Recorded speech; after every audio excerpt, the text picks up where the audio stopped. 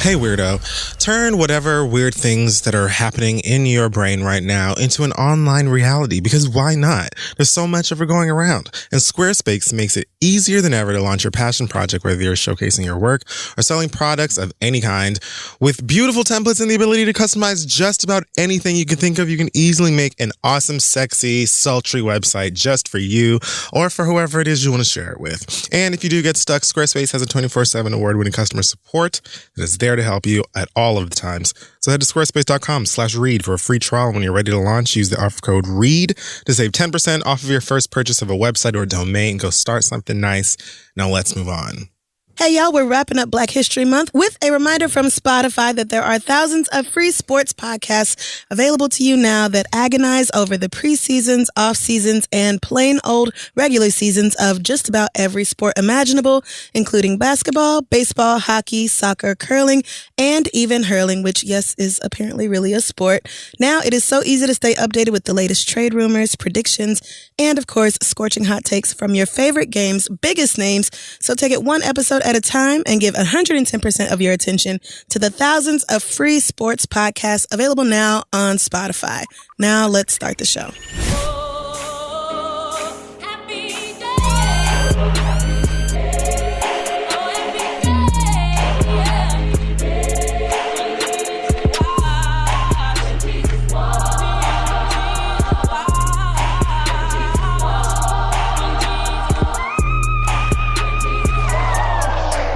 Taking back the things I got from you. And that includes my sweet little pussy. Let's go, little kitty cat. He don't want you anymore. No. What a classic. I love your remix. Love your gay-ass remix. Yeah, just to include everyone or whatever. I don't know. Why not? Welcome back to the show, folks. Another week, and we're still alive. Believe it or not. I am Tierra Whack. And I am Lori Lightfoot. This is the Read. Shout out to Tierra Whack. She's very dope. Yeah, she's pretty great. I found out about her through Solange, who is on her way back as well. Yeah, we're gonna get into that. Like we knew, but yes. So welcome back. As we stated, lots to unpack. Things are happening all over the place. My God, here I am. Okay. So this week in Black Excellence, now we have loads of people to discuss real quick. You know, the Academy Awards just took place. It's a thing that happened. Lots of emotions coming out of it, but many of them great Black emotions. Yes, many. Lots of great Black things happened. First of all, y'all showed the fuck out on that red carpet. My God, and we're going to get into that as well. Ooh, man. But fuck. Angela Bassett? Jesus. All by herself. God damn. Dog. First of all, she's the Black Diamonds that we didn't even realize 100%. we actually needed. Yes. She fully had rose quartzes or pink diamonds in her As hand. her bag. Yeah, just a clutch. Just a clutch. Steven's soul. There you That's is. my clutch. Origin story. There's all the background we need, Rebecca. Amen. So you have your voice actor and all. Rebecca. What? So, yeah, as we said, great things happened. Now, interestingly enough, I was going to do what I'm about to do anyway. But I feel more pressure on myself now because we were sent on assignment, apparently. We were. By Jack A. Harry. We were. Who demands the following. Now, again, this was going to happen for a few reasons. Now, Regina King. Regina King won her first Academy Award. Excuse me. I'm sorry. Rewind. Academy Award winner, Regina King. There you go. Get it right. Got her first Oscar for If Beale Street Could Talk, which she showed out in. If you haven't seen it yet, don't waste your time. Wait, where did that? Yeah. Don't waste your time not seeing it is what I mean. Yeah. Don't delay. Don't delay your time. Run your ass to your nearest on-demand option. Absolutely. And go look at it. But she kills it in everything. She's never been bad in one single thing. Here's the thing, And the reason why I was going to dive into this anyway, because I appreciate just desserts. You do love dessert. I love the fact that this is an actor who has been present in my life for all of it. Mm-hmm. I was born in 87, and around that same time, there was no place like home. I mean, no place like home. So, what was 85, 86 was 227? And she was Brenda. Right. And I mostly remember 227 in like the context of reruns, and even now it is still on TV a lot. Oh yeah, for sure. And I will just sit up and watch 227 all day. But yeah, she was. I don't believe I was just Brenda cackling Jenkins back in the day at Brenda Jenkins when it was, airing new episodes. But I very quickly, in the 90s, was introduced to 227, all of the magic that it brought. From there, Regina was a part of my life in Boys in the Hood. Yep. In Poetic Fucking Justice. Ooh, yes. In Friday. Mm-hmm. Yes. A Thin Line. Mm-hmm. As well. Jerry fucking Maguire. A classic. Mama was in Ray. Oh, wow. And everybody else racked up Oscars for that. Listen. Not to mention her incredible voice acting skills. 2000, I don't remember the exact year. I know I was in high school. It was an incredible and wildly popular comic strip called The Boondocks. Mm-hmm. And Aaron McGruder brought his black ass out here and said, hey, doing an animated series, Regina King is going to voice Huey as well as Riley. And some of you girls were asking questions. And what did Regina do? Create a fucking classic. I just sat on this black ass program and recited the full ass monologue that Huey hit you bitches with that is ever relevant today about R. Kelly, which was the second goddamn episode, as well as Riley's following boo. Like, Miss Dubois. Your peach cobbler look like throw up. It do. It look like throw up with peas in it. Miss Dubois, you been eating peas? Like, and she did it masterfully. Masterfully brought all of the right effects. Yes. Like, bitch, what were you even thinking about questioning any goddamn body?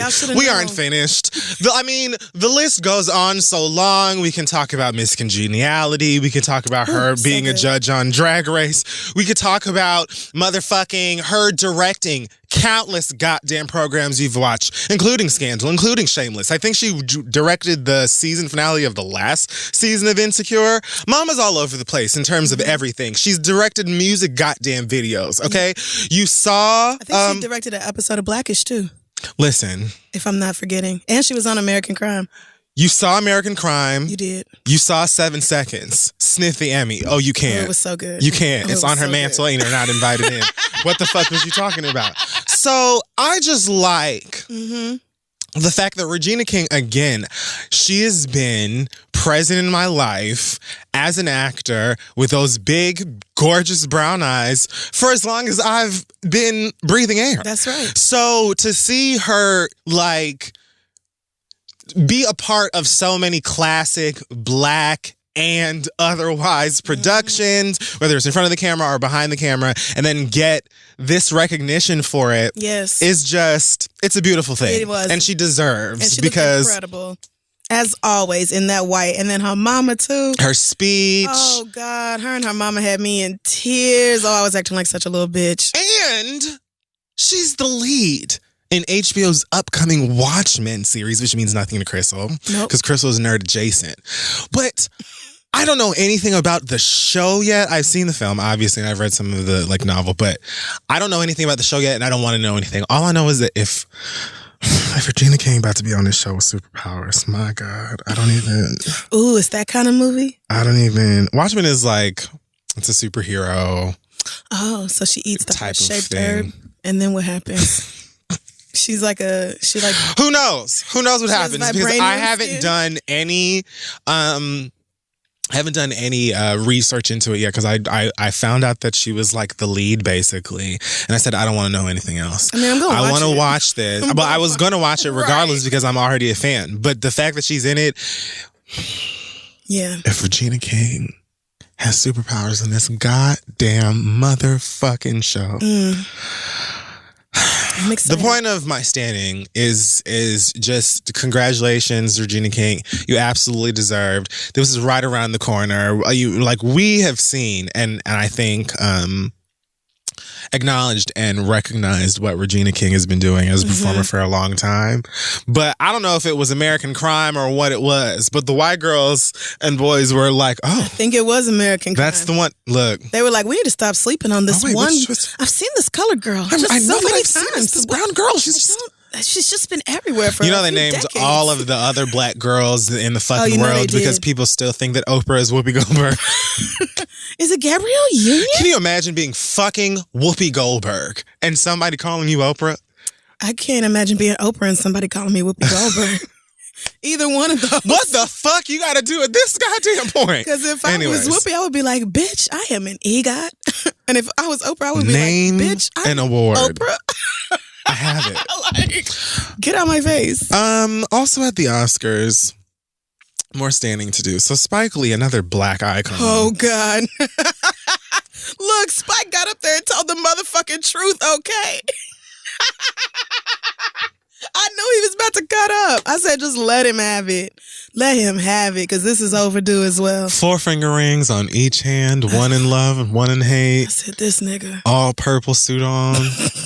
This nigga leapt into Sam Jackson's fucking bosom. What a gift. And collected his award. Beautiful. Oh my. When I tell you, and storm out on them again. Best adapted screenplay. And told them don't cut that fucking music on.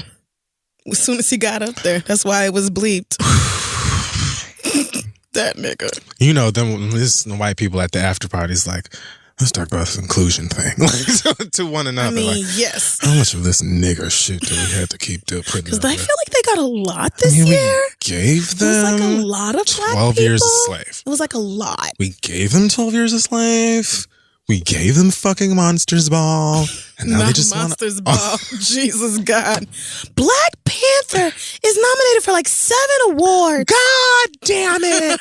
Do you know how many fucking gowns Beth sold for that goddamn Amy Adams? I can think of at least 3 Spike Lee movies that deserved it more than Black Klansman, but... And here we... And that's let's dive into that. Because Black Klansman, good. I enjoyed it anyway. But the history... Okay. I liked it. Okay. The history of Spike... It's like... Okay. It's just whatever you come up with. Yes. Spike Lee deserves an Oscar. You're right about that. He absolutely does. So it's like... And I'm not surprised white people gave it to him for that movie. Oh, no. I mean, we're not going to do that this week because that's not what this is about. You're right. We still doing Black excellence. That's not what this is about. Right. So we're not even going to touch on that this week. We could talk about the roles in the productions that we win for at another time. Okay. That's not what the fuck this is about. Okay. We're clapping our hands for our brothers and sisters and queens and kings. That's right. Spike Lee, bitch, go the fuck off. As well as Mahershala, okay? 2 goddamn Oscars. So 2 motherfucking Oscars. You better sit up on the top of your motherfucking throne, you acting ass goddamn nigga. You better do that and you do it to motherfucking day. Hello, Denzel. Here I am with my 2 as well. What were yours for? Mine too? Thanks. Okay, let's go get coffee together. Us 2 single Negroes with multiple acting Oscars. That's right. Let's talk about Hannah Beachler. Yes, let's do it. Showing her whole ass for the production design for Black Panther. First black human to win an Oscar for best production design. That's sad. That is really tragic. How many years has the Academy Awards? Has it been 203rd? I don't think it's even been 100 yet. 217? It's been, yes, actually it started the year after slavery was abolished. Okay. So yes, it's been a very long time. And we're still here. Well deserved. Hannah, gown, hair, glasses, speech, yes. As well as you deserving the goddamn award that you won because look at the film. Because Black Panther was gorgeous. Ruth! Oh, sis. This lady right here Everybody in Hollywood is like, oh yeah, Ruth did the whatever for something I worked on. No matter how long ago it was. She has been on or involved in every fucking thing. First Black woman to win an Oscar for Best Costume Design. That is preposterous. Like, production design, I can almost argue with you dumbasses on, okay. We had to have some futuristic African ass shit for y'all to be like, oh, the wonder. What? But costume design, my nigga? Yeah, that's incredibly overdue. Wow. Yes. Anyhow, again, well deserved. You bitches saw the film and you saw it multiple goddamn times. Peter Ramsey, director of Spider-Man Into the fucking Spider-Verse. Oh, I screamed. I told everybody this is a Black win too. Now available on, I believe, digital HD and things. I already pre-ordered the 4K version. I'm just going to wait for that. I need the disc. I have the player. And I have the marijuana. So I'm going to wait for the street date for the hard copy. And y'all won't hear from me that day because I can't wait to dive back into this movie. Is that Blu-ray? I don't know. Ish. Okay. Ultra HD, so whatever it's newer it calls than Blu-ray? It's Blu-rays. It's... No more. I was going to say something so petty. Just so go ahead and say it. Damn, it must be bad. Never mind. Oh my 4K God. is, the new girl. So, All right. Best Animated Film, first Black director to win an Oscar for Best Animated Film. There was still a lot of firsts, and we say this at every award show. But and my God, if it wasn't for this Black man here, Lord only knows. I mean, the film probably would have still been very pretty, but so many of the cultural references and significances that took place in that film also were a part of the impact, at least for blurs like myself. I loved that movie. I was pleasantly shocked at how much I enjoyed it. You didn't really need to know anything about a comic book ever in your life. No, you didn't. Like me. You probably never, you didn't even need to ever have heard of Spider-Man. Yeah, well... I mean, maybe. No, girl. Literally they told you the story of Spider-Man 8 times in that movie. Okay, no, you're right. Like, you could have never heard of Spider-Man in your life and you probably would have followed along. Okay, that's probably true. I mean, how complicated was it really? I mean, no. It was a fun time. It was... I cried. If my eyes... Oh, I did too. If my eyes could eat sour straws, I feel like that's what... I'm addicted to sour straws. I eat 3 packs a day. Wow. That I just blue, green. You need a 12-step program. That's just how I felt watching that film. It was like candy. Okay. So congratulations to all of the Blacks that won amazing Black things. This Academy Award season year moment. Okay. You're all awesome and you all deserve, and Green Book is trash. So they did all that because they knew they wasn't gonna give us fucking Best Picture. They knew it, and honestly, seeing all of them Negro wins throughout the night, I knew it. I said they doing all this because it ain't no way Lady Gaga about to get the Oscar for that hollering ass song that I'm tired of hearing that clip from. Something about life is a song, whatever that song is. I'm on a something. Oh yeah. And I had a feeling they would give it to Green Book. They love to nominate movies that are kind of about Black That's people. not what the fuck. We're not doing white that. People still get to be the same this week. You're right. That's not what today is. I just today had to say. Uplifting. We all lifted. We know. We know what it is. So, congrats, Blacks. Y'all did that. And thank you, Jackie Harry, for literally threatening us. Yeah. She said she was going to tell your business. I'm like, yo, what does she know? I believe it. Like, what? I do. I just hope I didn't let anybody who down. Are her sources? She got knows. dirt on your black ass. She said she was going to spill it, nigga. This week. Oh, God. Let's just skip this part. We were doing so nice. Mm-hmm. Things are so positive. Yeah, we really can't skip this part, unfortunately. This segment is called Hot Tops. Misery. Just straight like that. I was either going for that or I was going to do the hand trades tale. But that made less sense. Oh, I like that. Yeah. The hand trades tale. Okay, yes. So Solange is here to save Black History Month. Mm-hmm. And she's bringing Black Planet with her. I was like, what? Solange, are you sure? Black Planet girl? I don't even, wow. Last time I logged on to Black Planet, niggas was, oh God, asking people to come through and sign their G-spot. Y'all was. What? You. I never had a Black Planet page. Oh, it was the precursor to MySpace. It was I know that. Nigga Space. And it was, when you wanted somebody to sign your guest book, you would say, people said G-spot instead of guest book just to be extra nasty. And y'all was dressing up Boondocks characters as your sorority and fraternity members, and was a lot of gifts, blinking roses and shit all over. All of them ghetto ass glittery doll bitches that y'all used to be making. Yes, them glittery dolls. Y'all dress today. Them ghetto ass brats. The way that the glittery brat dolls were made. That's what everybody looked like now. It was such a mess. People would just post big ass pictures on their page. It would take forever to load, and then they started rolling out all kind of bullshit features that just turned up the niggerosity even more. It was a time. I really enjoyed Black Planet. MySpace was my beginning of the social. The Black Planet chat room shit used to pop, okay?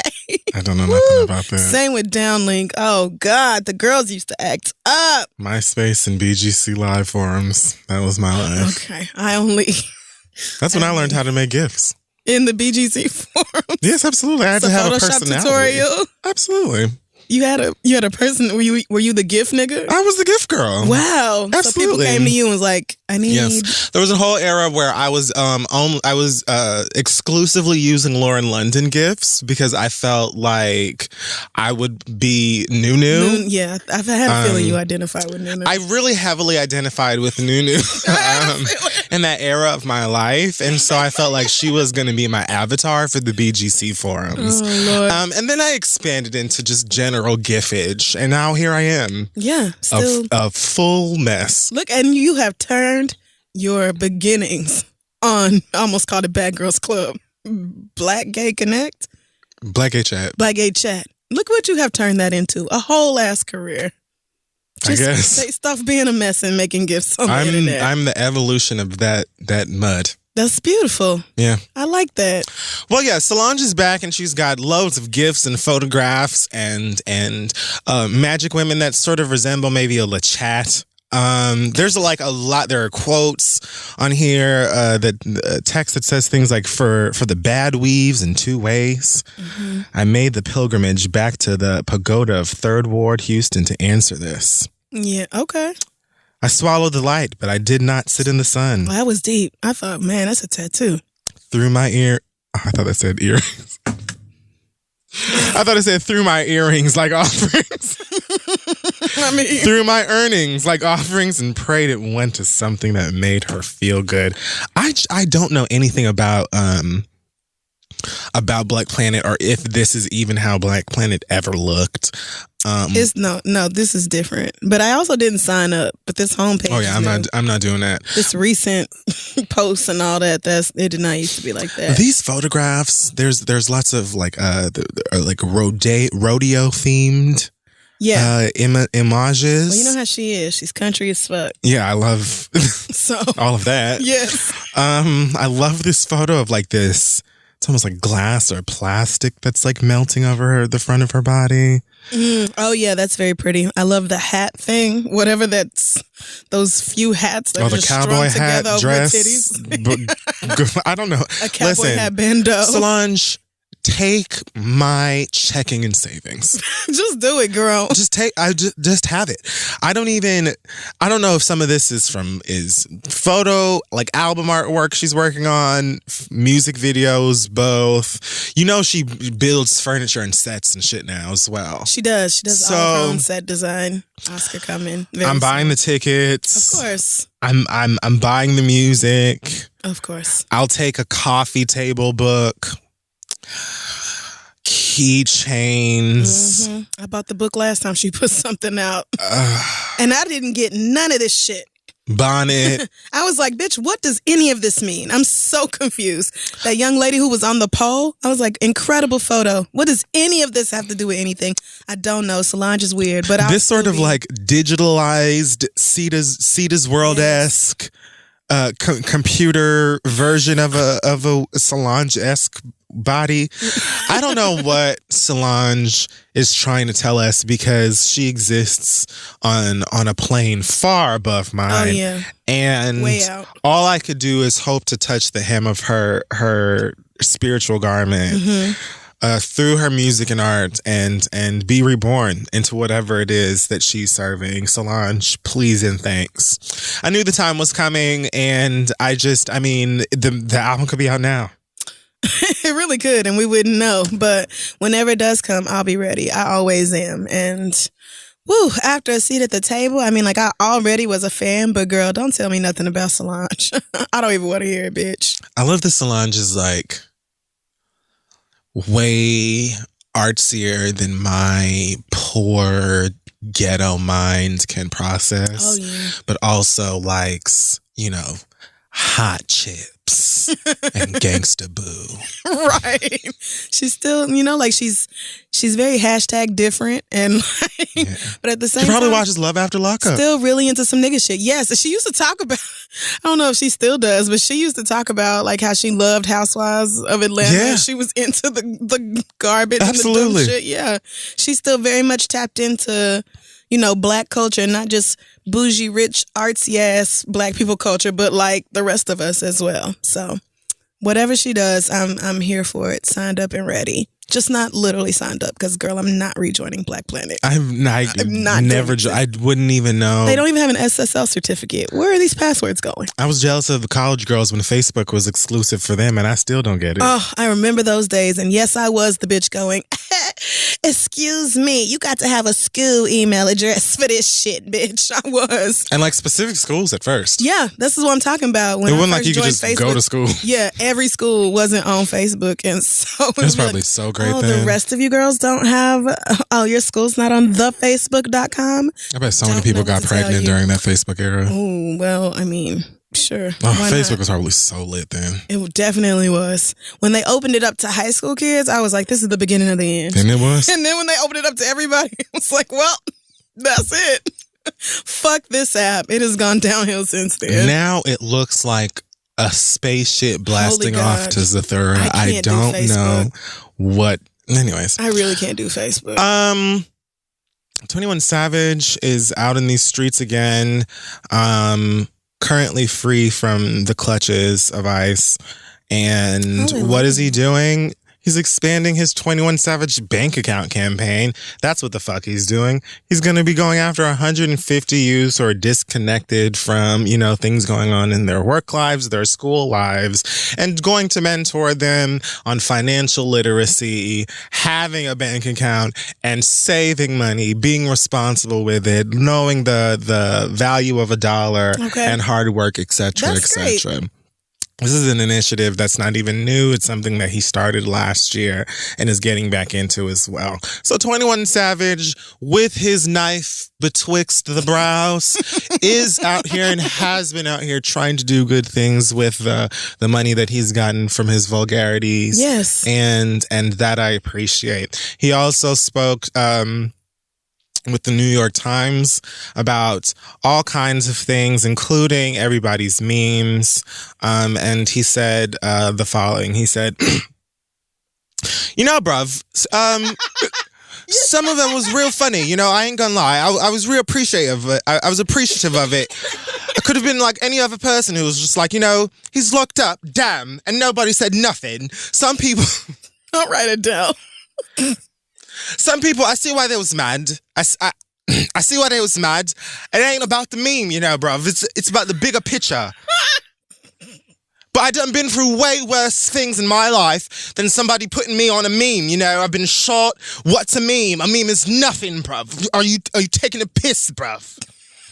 And things like that. So that's what is that essentially what taking the piss means? I don't know. I just hear a lot of people say that from London and I like it a lot. Okay. Because I'm not even entirely sure what that means. I think that when someone says, are you taking the piss, it means like, are you fucking kidding? Like, are you crazy? Are you out of your damn mind? I thought it meant and like those are the context clues I've gathered. Oh, I thought it meant like, are you dealing with the brunt of this? Are you having my ass?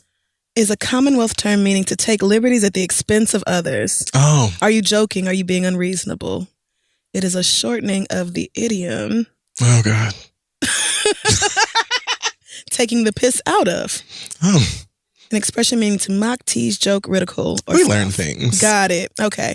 I'm so sorry to everybody that I just offended with that. Versus taking a piss. I'm sure somebody's going to be like, that sounds exactly like my Amy. That's such a terror. Oh, my God. You went through 7 goddamn different regions. Sounds just like my cousins in Birmingham. In Birmingham. Yes. And Manchester. Oh, no, I can't think of any neighborhoods. In Sussex. Yes. Essex. And Wales. And also, oh wait, no, not Scotland. That's a totally different place. I was thinking Scotland Yard. Scottish people are like, they have like a wild different accent. No, Scotland Yard is the English thing. It's but English it's just place. like, I know that accent is super different. I know everybody overseas is like, really? You people are so whatever, fucking bitch. American. I know we're stupid. Like, girl, have you looked at the news? We know we're dumb. We know. We admit that every day, bitch. We don't know shit. Sorry. We don't. So what 21 is saying is that there is no need for Offset, Chris Brown, or anyone else to get bent out of shape. He's free for now, doing the best that he can, and you know he's got loads of support behind him, and God bless and the following. Amen.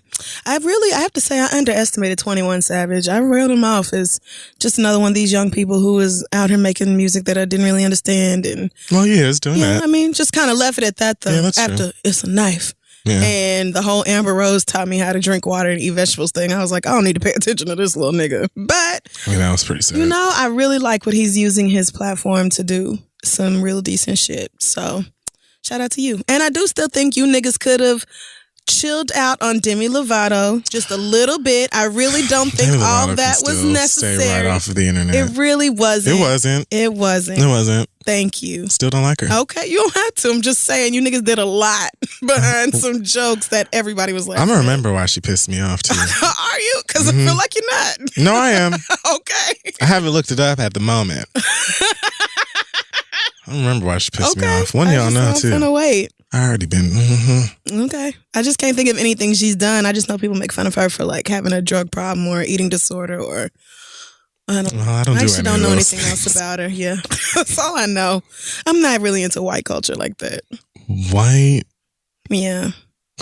Not really. Like people have been debating heavily about whether Lady Gaga and that white man she was in that movie with have chemistry. Cooper? There you go. And I'm like, really? Who cares? First of all. But who can even tell?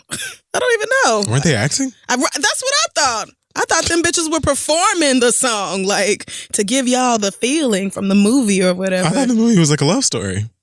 I mean, shit, I ain't look at it. I'm going to keep it real with you, Chief. So, I mean. I don't know. If that's. But people have been analyzing that performance of them for days, since the Oscars. Why? Is this proof that there's chemistry between Lady Gaga and Bradley? One would fucking hope so, since they were supposed to play lovers in a movie. You would think so, but yeah, that's what I saw going on Whitestagram. They were all, but that's why I was so late to this photo of her and Madonna together, hugged up. Oh yeah, I said that's nice. Madonna finally stopped acting like Nicki Minaj and decided to embrace the young girl. She placed a little root on her. She wasn't watching. Placed a little something on the back of her neck or something.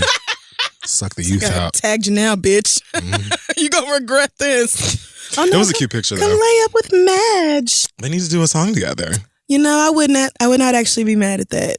Madonna has pissed me off a lot lately with her stupid ass comments. Oh yeah, for sure. I won't deny her catalog at all. She's had some fun. I would love to see a high budget one song Madonna song and video of them being aliens, whatever weird shit it is that they want to do. They're gonna come up with something crazy. Just a huge pop moment. We need another like huge pop star crossover, big budget music video.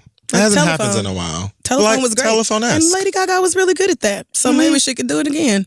With Madonna, I don't see why not. That would be great. Oh, God.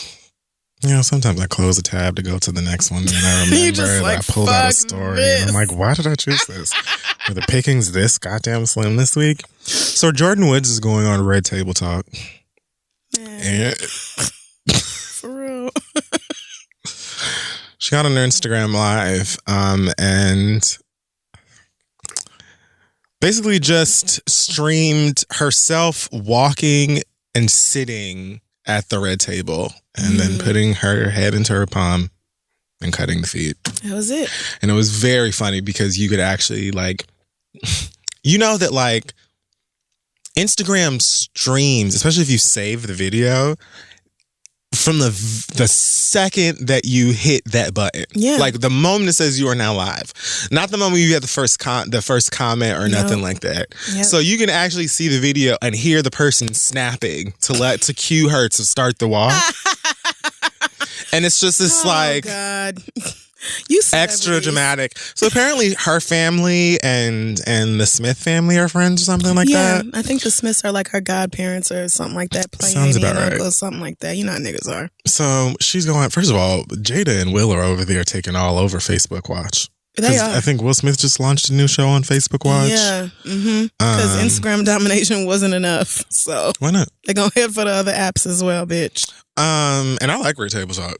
Yeah, so, I do too. And I love Will Smith's Instagram. They always doing something crazy over there. They're both great. I feel like he has an editor just for his Instagram videos. Like somebody who is just working on those. Absolutely does, Chris. Are you kidding? I just know it. For sure he does. I really that nigga's like, you know what? Let's just go swim over the Great Barrier Reef. Let's all do it. And they'll just figure out how to put it on Instagram. Decided. We're just going to go. We're just going to go skydiving. And Jada, you know, I wanted her to come with me. And she was like, nigga, it's your bucket list. It's supposed to be like you, nigga. What that got to do with me? And I love it. I don't know exactly what Jordan is supposed to be saying on this, I guess, upcoming episode of Red Table Talk. I don't know much about the baby girl. Okay. I'm going to assume that she's going to go on there and plead her case and convince people that she's not a homewrecker, even though that in itself is ironic because look at the family. And then exactly that. I don't know, maybe be like, hey, Kylie girl, let's hit up Soho House like old times. I don't know what the fuck's gonna happen. I would love for her to go on there and be like, no, what these bitches ain't gonna do, etc. You know? Yeah. I wish I doubt it. I mean, I low-key wish she wasn't going on Red Table Talk just because I could not give a fuck less about this story. Why? I don't care if some Kardashian got cheated on. I do not give a shit. All of them fuck married men, taken men who just had babies with somebody. They all do this shit. So the fact that, I almost called her Kelly. The fact that Khloe Kardashian lost her man in a fashion very similar to the way she got him does not mean nothing to me. I don't care that it was Kylie's best friend, allegedly, because again, I still don't even truly believe that this happened. This family is not above stunts and shows and getting other people involved in they stunts and bullshit. So not even that I believe it, but I also, even if it is 100% true, I don't care. I don't give a shit who Jordan Woods fucks. She can fuck the man of every single person in that family. And I would not give, including Travis Scott. And I would not give a damn. Because that's just a pack of hoes over there. And they take whoever nigga they fucking want. So, oh well, bitch, you got what you deserve. And you and all your stupid ass, half plastic ass sisters getting on Instagram, mouthing the lyrics to, what's up? Was it Don't Mess With My, it was Don't Mess With My Man. Yes, with your big old Swedish fish looking ass featuring lips. Jagged Edge. Girl, if you don't sit the fuck down. It's Jagged Edge, right? Don't mess with my man. I wish all the women whose men y'all have slept with got together and did that same shit to y'all. I wish it was just a video of them hoes. Countless number of women who are like, I personally have been victimized by the Kardashian family, so you bitches can just. But see, they don't be befriended people that are good at it. Well, there's that also as well. But so Tiger got thrown out of a party very publicly the other day, speaking of ex-Kardashian blacks, and he is apparently now involved in a full back and forth with young Draco, who is officially on the sick and shut-in list because... Is it that bad now? It's been pretty bad. I mean, yes. But now it's bad and it's boring and it's kind of like sick. Okay. Damn. So I didn't understand. To be honest with you, I completely forgot about the whole storyline of, oh, well, they said Tyga had the biggest comeback of last year. No, I had the biggest comeback of last year because who cares about either? But I also forgot about that. apparently that it simmered into the fuck pile of gumbo that we're sniffing on at the moment. Yes, the fuck pile. And so I guess this whole hiring of Black China was supposed to be a trolling of Tyga. Why would Tyga still care about what Black China does with her vagina? How many women ago was that? Please. I can't fathom why he would give a shit about that. Who knows? Unless it's some weirdo straight nigga shit where you just really care about who your baby mama is sleeping with years after the fact. I don't even think that he cared. Yeah. I think that Soulja Boy needs a nap. Okay. And probably a juicy juice. I mean, I would also like a juicy juice. Them shits is good. Let me tell you something. They good, nigga. A cherry, bitch. 100% incredible. A good refrigerated cherry juicy juice. Okay. And don't have some liquor, bitch. Woo! Okay. I will take all your baby juice boxes. Quench your goddamn shamelessly, thirst, ho. bitch. I would also like a juicy juice. Young man, I understand. Is his sugar low? He need a nap. You gotta go lay down. So apparently Tyga got kicked out of Floyd Mayweather's party because he confronted some niggas who were allegedly responsible for him getting one of his cars repossessed. Ugh. You know, they snatched about 4 or 5 of them things from Tyga. How is that somebody else's fault? I don't. Okay. You know what? I ain't gonna ask you to clarify anything that just don't make sense. I'm doing the fucking best. I know you are, friend. I don't know what the fuck these ahead. niggas are going through. Like, everybody's crazy. Go ahead. So they fully have this gigantic man doing the Jazzy Jeff Fresh Prince toss outside of somebody's clubhouse. And Soulja Boy took that as a moment to taunt him, as well as saying, me and Black China could never work. She likes niggas like Tyga. Which, look at niggas like you, sis. And then he said, I fucked... Where is the insult in that? She like, I mean, Tyga is whack, but so are you. So what does that even mean? Right. That's what these people. Then he said, I fucked your baby mama and played Fortnite with your son. Now, you didn't have to bring the baby into this. Which is like, exactly. You really didn't have to do that. For what? What did, I almost called him Little Sebastian. What's his name? Sebastian is Amber Rose's child. Yes. What's hers? King. King. Of course. What do King have to do with any of this? He probably whooped your ass at Fortnite. That's why you mad. And could whip your ass with 2 hands, probably, if I had to guess. I don't understand like why Jessica this is died. even happening. Right. Did you see that? Mama said, I could beat your ass, soldier, so what are you even talking about? Said it with full confidence. Hold up. Who you talking to? And her man. Very, like... Y'all talk to a nigga like that? I appreciate it. What was her man name? I think his name was Sean. I think so. He... ever so classily. Yep. He did. I don't care. Went up to this nigga and basically said, we had a discussion about this. I don't know where any of this is coming from. Please be careful. You could die. Right. That's all I'm saying. And got a handshake out of it because Soulja Boy, A, knew that he was wrong, and B, knew his life was in danger. Oh, his face got real scared real quick. Because first of all, Jessica Dime not lying. You about as big around as half of one of her thighs. She could easily beat you. Soulja Boy is one Jessica tit. And we all know it. Like, it wouldn't even take a lot. I feel like it, just one hand, honestly. And she could work that nigga. And then put her man next to child, please. And she got up quick, too. Like, it was an immediate... This is my man's light work. They gave him... because that nigga, when he first started wilding out, the nigga was like, is he talking to me? Or... like, everybody was sort of like, oh, he's lost it. Right. But then he kept going. Yeah, nigga, I'm talking, you ain't gonna be like that. Ain't nobody touching my woman. Blah, blah, blah. Meanwhile, all you do is disrespect Nia back and forth. That poor girl spent the whole damn show crying, wondering why you do her so damn wrong. It was like, you doing a whole lot right now. But Jessica Dime stepped up and handled that real quick. And the next thing you know, here go this nigga. You right, my bad. I'm sorry, my bad. Yeah. You will want to fix that Child shit real stars, quick, honey. fool. So Soulja Boy, young Draco, Crankmaster, whatever his name is, the Soulja Game CEO. Oh no. He's officially on the second shut-in list for me. Okay. I'm done. And pray for him, girl. Yeah, I will. Somebody might really Jeepers Creepers this bitch just because. And that's what they told him. Like, you could talk to somebody else like that and end up dead. You fucking with the wrong one. Like, and there wasn't a lie told. There like wasn't. They all knew it. Not even being threatening in that moment. He was like, I could kill you, yes. That's not what this is about. Is if it were not me, you might be dead right now. You got to be careful. You got to watch who you're talking to. And you see, I'm freely saying that in front of all these white folks, whole production team. Nobody's disagreeing with me. There's gaffes and everything, child. I'm saying it in front of everybody, bitch. There are two fake therapists nodding their heads. Everybody's in agreement. Those are not there. Those are need Instagram therapists. Those are Instagram models turned therapists. Like, I want to see both of y'all's fucking credentials, okay? Especially that white girl. Like, sis. Probably on IG busting down the Tatiana. Oh no, you ruined that song for me. Thank you so much. Speaking of which, for those of you who may be unaware, rapper, alleged rapper, strong word, Blueface is transphobic. Surprise.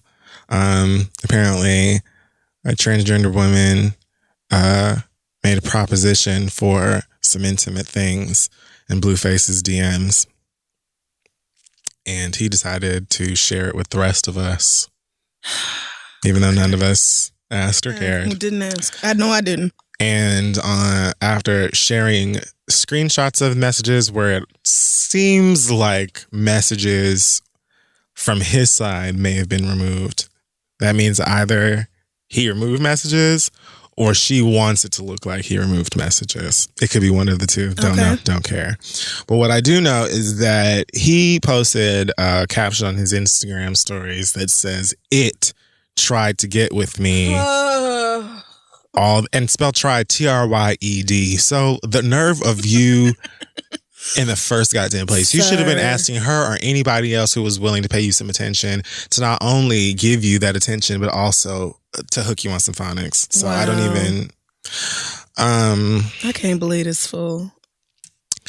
You could have just been like, here, let me delete this. Like I do. Here, let me ignore this. Also that. But you just had to go out of your way to let us know what... You would never sleep with a transgender woman? Is that like, we don't, bitch. We don't care. We barely cared the fuck about you. Like, right. You're lucky for whatever ungodly reason that niggas actually seem to enjoy the hook to your fucking record. Good. Enough so that actual rappers that have talent are out here creating remixes to it and keeping you relevant. Yep. He's number 13 on Billboard, I think. I just saw that on his Instagram, but... Yep, you're right about that. You Usain Bolt your way trying to keep up with the beat on your own song. And still don't make it. It's not quite Usain. So who? I don't know who that is. You Chris Christie your way towards the beat. Wow. And you just still couldn't. Wow. You wasn't even halfway there. You just went there. I'm just saying. Chris Christie don't run. He talk about it all the time. Not only can you not rap, you look like you belong outside of Whoville's one and only trap house. Like you look like Whoville's first crackhead. Yeah, I didn't understand that I'm every woman's fantasy shit because I've never seen a fine picture of this nigga. I don't literally not one time. No. You girls see all these fucking, you know what it is? It's the sleeve tattoos. Bitches love sleeves. I really think. Is it? I think it is because it can't be his face. It cannot be that face. Ugh. Let me tell you something. Uglier rappers get more pussy than Blueface. It has nothing to do. I don't think it has to do with an aesthetic at all. It has to do with attention and supposed money. The idea of money and access. Yeah, that's it. I mean, right. You don't even have to be a rapper. You could just be like some nigga out here who's friends with Drake and got like 50,000 followers. Sure, that's a lot. Every time you're at the club, there's a bottle somewhere near. Somebody give you some pussy, even if you look like the back of a Reebok classic. Oh, yes. So, Well, It's not slim pickings out here for Blueface, but the nerve of you, sis. There you go. Because the only reason that you even have this money and access at the moment, again, is because somebody somewhere has to be very good friends with somebody that you very good friends with and validated this record with features and support and radio play because it's bad. The song's bad. All of the song, the whole thing. No. Yep. I mean, I cannot agree with that, but I do agree that people worked together somehow to get Tatiana to where it is, because if you just heard that song just because you were just dicking around on Instagram and heard that song, you wouldn't make it past the hook, because once he gets to that verse, it's just fucking awful. So, but all that aside, like, you just really didn't have to publish this lady's DMs to you. But if you were gonna do it, you could also be like, I don't know. I honestly don't even like it unless you're sending out a general stay out my DMs message and it goes for everybody. But even then, why would you single out a trans woman? I'm sure that you get a lot of fucking DMs. So it's just like, you just took this opportunity to be hateful. And that's why the only way that it would even make sense to me that you would even be like, anybody in general, stay out my DMs, is if you are like married and committed or in a relationship and super committed and look at this nigga. I mean, I also don't want people to hit on me in my DMs, but I wouldn't do this shit. I'm also, you know what? I just realized the problem with what I said. There's no video, so y'all can't even see the way that I just looked at this bitch. Forgot I'm not a nigga. Girl, please. Your DMs alone versus any old nigga. Yeah, I didn't think about that. You're right. Girl, please. You're right. The average nigga wishes the tone of their DMs was anything like yours. Perhaps. Maybe. Ugly, fine, in between. Niggas just love the fact that people are on their dick, most of them. Whether they can reject you or not, whether they were going to answer to it or just the action in general. You ain't going to hear no nigga, especially straight niggas, be like, oh, I just don't want nobody in my DMs hitting on me. No, it's usually women, and many times it's women like yourself who just don't want to deal with harassment. You're right. I don't know what I was thinking, because, I mean, not even just niggas, but especially rappers. And then for him to have all this attention out of nowhere, and it's just like very sudden, and I'm sure hoes is everywhere. So this just didn't have to happen. You could have been quietly transphobic and let the rest of us bop on along to your terrible ass song, and that could have just been that. So fuck that nigga. I haven't been able to listen to the song since then. It's very annoying. Fucking ungrateful. It's very annoying. Good. Thank you. Good. You got your way. Good. Are you happy? I am. Okay, fine. I am. As long as you're satisfied. So R. Kelly is free. Woo. You know for what? now. This story is actually part of my read. Oh, is it? It is. It sure is. Is it because of the reason he is? Yes. And the person? It sure is. Okay, cool. And all of that bitch's association. What a fucking dumbass, bro. We're gonna do it. What a flaming fucking idiot. Okay, cool. We're gonna do it. Like, bitch, are you out of your natural, God-given mind, She sis? might be. She actually might. What? Did you see her iOS press release? Yes, I did. Well, I saw the notes that a reporter took when she talked to that woman. Oh, yeah, it wasn't an iOS press release. Yeah, it wasn't her press release. That's what I saw, too. Yeah, it was the notes the reporter I forgot, took yeah, she did. in her app. And she was like, yeah, talked on the phone with this bitch for 14 minutes, and this is the bullshit that came out. Okay, all right. We'll get there. Yes, we'll get fine. there, yes. But I don't think that we had reported last week of him even being arrested, because I think it happened like right afterwards. Yeah, a lot happened. So he did get the lockup. For, was it 10 counts? It's 10 counts, 4 different people. Aggravated criminal sexual abuse, 4 different victims. 2 of the girls were reportedly, I believe, 14 or 16. I think so. And one of them was between 14 and 16, they said, and another 24. And this is after, I believe, Cook County got like a tape from one of R. Kelly's former employees, like another sex tape. Oh. With a girl in it that is allegedly 14 and refers to herself on on the tape, as well as her body parts, as being 14 years old, allegedly, according to this story. So, oh God. Woo. So there's all of that, and then his bond was placed at $1 million. And when I said at the show, like, a lot of people were like, yes, and whatever. And in my mind, I'm like, R. Kelly got $1 million, and you pointed out, no, Mama doesn't have the masters, no, and has been blowing through money buying them fucking spiky ass jackets and hats and shit. Looking like a fucking psycho out and here. And settling out of court. And so he, sure enough, did not have the 10%. Yeah, but he found it. And we will get to that bitch shortly. So another thing we briefly touched on, this Leaving Neverland documentary that's coming to HBO. God. March 3rd. So, yeah, let's get the details on this because it's sounding conflicting. Like, I've gotten conflicting reports. So these two boys, Wade Robson and James Safechuck. Okay. Wade, I know. Yeah, James, Wade, James, I definitely know as well. And he was the one who, as I said, was already getting put on blast by his family members and people who claim that he just wants money and attention. Okay. But this documentary is supposed to be about them and the alleged molestation or sexual abuse that they endured at the hands of Michael Jackson when they were kids. And it's supposed to air on HBO on March 3rd. The director is a white man by the name of, is it Dan Reed? Yes. And the family's pissed, obviously.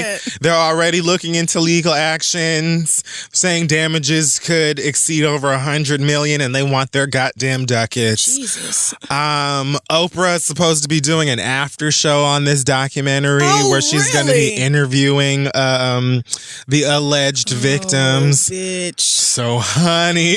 I'll be watching that, girl. Sorry. Bitch. The girls are mad at Oprah today. Let me tell you something. Oh, my Sunday schedule is set. Don't ask me to do shit. I'm busy on Sunday. I'm going to be watching both of these things. Yeah, same. I will be watching them with an open spirit. Absolutely, because I am okay with learning whatever the truth is about the situation. Yes. Especially when it involves someone that I admire and love and appreciate so much as an artist, a musician, activist, all of these things. Yeah. So, these are obviously like rumors and stories that have been a part of Michael Jackson's story for like most of my life. Oh yeah. Since the early 90s. So a lot of these stories and cases and stuff happened when I was very young, much like the R. Kelly thing. And I know a lot of y'all mad R. Kelly bitches want to be like, oh, y'all better have the same motherfucking energy for blah, blah, blah, blah, blah. I'll go into this with the absolute same energy, but here's the difference for me anyway. Okay. And this is the reason why I have more of an issue with this documentary than I did with R. Kelly's. This documentary has like, first of all, the director has said that it's not about Michael Jackson, it's about the victims, which, okay, but you intentionally didn't include anybody from his family or anybody who knew him really well as a part of this documentary. And your reasoning is, well, I don't believe that any of his family or anybody was in the room when he molested these boys. Like, jeez. But what, like, even if you look into, like, if you look at Surviving R. Kelly, right? Mm-hmm. They interviewed people who worked alongside him for years and years and years, people who knew him ever since he was a child, and his family members who, like, not all of them were on the same side. He had a brother who was very much like, this nigga did these things and he's got to, like, deal with the consequences of it. And had a whole other brother who was, like, fully in defense of him and believes that R. Kelly is innocent. Now, the crazy thing about that, and the reason that I call bullshit on what this white man is saying, is because even the motherfuckers who were defending him a lot of the time were unintentionally throwing him under the bus.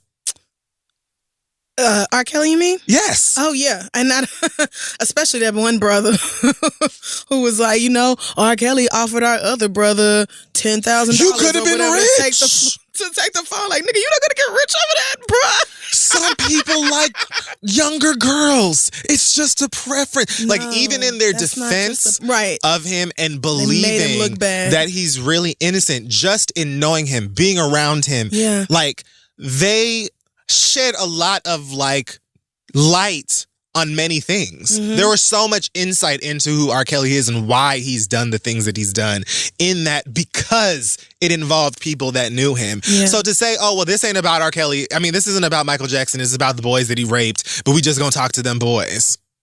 When, like, so many people who do know him and them are telling you it's bullshit. It's not the same. Woo. It's hard. And again, Okay. that doesn't mean that Michael Jackson is innocent. I'm still going to watch this as well as whatever Oprah's talking about after that to fully, like, Yeah. wrap my mind around how I really feel about it. But don't try. I just feel like people who are already trying to make comparisons between the two, I think it's kind of slippery for reasons like this. As well as the fact that R. Kelly fully had a videotape that all y'all niggas saw with him fucking somebody's child. That. Every time y'all bring up R. Kelly to me, when, like last week when we talked about, waiting for some facts to come out in the Jussie case, they were like, where's this energy for R. Kelly? And I'm like, you dumb bitch, did y'all not see the same video? Like, did y'all not see the video? Are we really acting like this is not something that we know about R. Kelly versus, allegations or rumors or whatever else the police may have said about Jussie? And even still in this past week or so, I am so thrilled that I didn't say the same things that you niggas wanted me to say so desperately, because we still do not know the fucking facts. And it's something new coming out all the time. The FBI saying, well, we don't know where the Chicago police got this. And the brother saying, we don't know where the Chicago police got that because we never said Jussie gave us that check to, pay for an attack or anything else. So I don't understand why y'all do all that. However, R. Kelly, we haven't all seen it, but if you really want to, you can see R. Kelly committing a crime against an underage girl. R. Kelly has had so many incidents throughout his career for like decades. We know at he this married point. Aaliyah when she was underage. We know that. That is a fact. We all know it. I don't understand why y'all act like that. I will be tuned in just to see how the documentary goes. And I just, I don't know, man. Because it's like, even if this documentary was to come out and I was to be hit with like hard facts that all of these things about Michael Jackson are true, right? It would be a sad maybe month or so for me, where I'm just like, my God, here it is. This is what I'm living with now. Yeah. But I don't think that I'm going to go and lay out in front of MTA and die over it. Right. You know what I'm saying? I think that I will very much still survive as a human being on earth. I have shit to do, my nigga. Yep. So I don't even if I was like, fuck all that shit, I still believe my nigga Michael, whatever. You could fully like listen to his music in private and mind your own goddamn business. Can. What I won't do is cape for somebody that I am not 100% sure is innocent. I was not there. I don't know what happened. If I see something in this documentary that makes me feel like these boys aren't lying, then I'll just have to deal with that. I mean, that'll just be. But I did not give birth to Michael Jackson. Like, I'm a fan, just like millions and millions of other people are, and we will all have to reckon with whatever the truth might be, if we ever do know what the truth is. Right. So, I will certainly just fucking deal. Now, as far as Jussie Smollett goes. Yeah, sorry, just kind of briefly. Let me tell you, toenail biting ass bitches, one goddamn thing about me. Y'all really in y'all feelings about this. Let me tell y'all something, because for clarity's sake, a couple of y'all actually had the nerve of entering my messages and mentions, coming to me with some bullshit. Most of y'all did not include my name or tag in your rants. Appreciate it, sis. But for those of you who did, let me explain something to you, because a lot of you seem to be under the assumption that what I said or did not say about Jussie Smollett in this case somehow has to do with like a bias or well, you not gonna say something to him because he your friend or definitely because he's black or whatever. Like, definitely got called a hypocrite. Sis, let me explain something to you. It's not about me. I'm pretty sure on the show I said I don't know what to believe. Yep. Like, I'm pretty sure that that's what I said. Yep. It's not about me believing or not believing that Jussie Smollett would do something like this. It is that I find it hard to believe that the nigga would do some shit like this so poorly. The fucking story don't make no goddamn sense to me. It still don't. I read that bond proffer or whatever the fuck that came out after we taped, went over the whole ass story. I still have questions, girl, for whoever's lying and or telling the goddamn truth. Justine, why did you go to Wakanda for extras? If you knew that you was gonna be telling niggas that Mac could beat your ass, why would you hire Moonlight? Why didn't you hire La La Land? Why didn't you go and hire some white people? Especially if you knew you was gonna send their ass down to Sports Authority and fucking models and shit to be buying rope and ski masks and balaclavas and shit and whatever the fuck else. Right.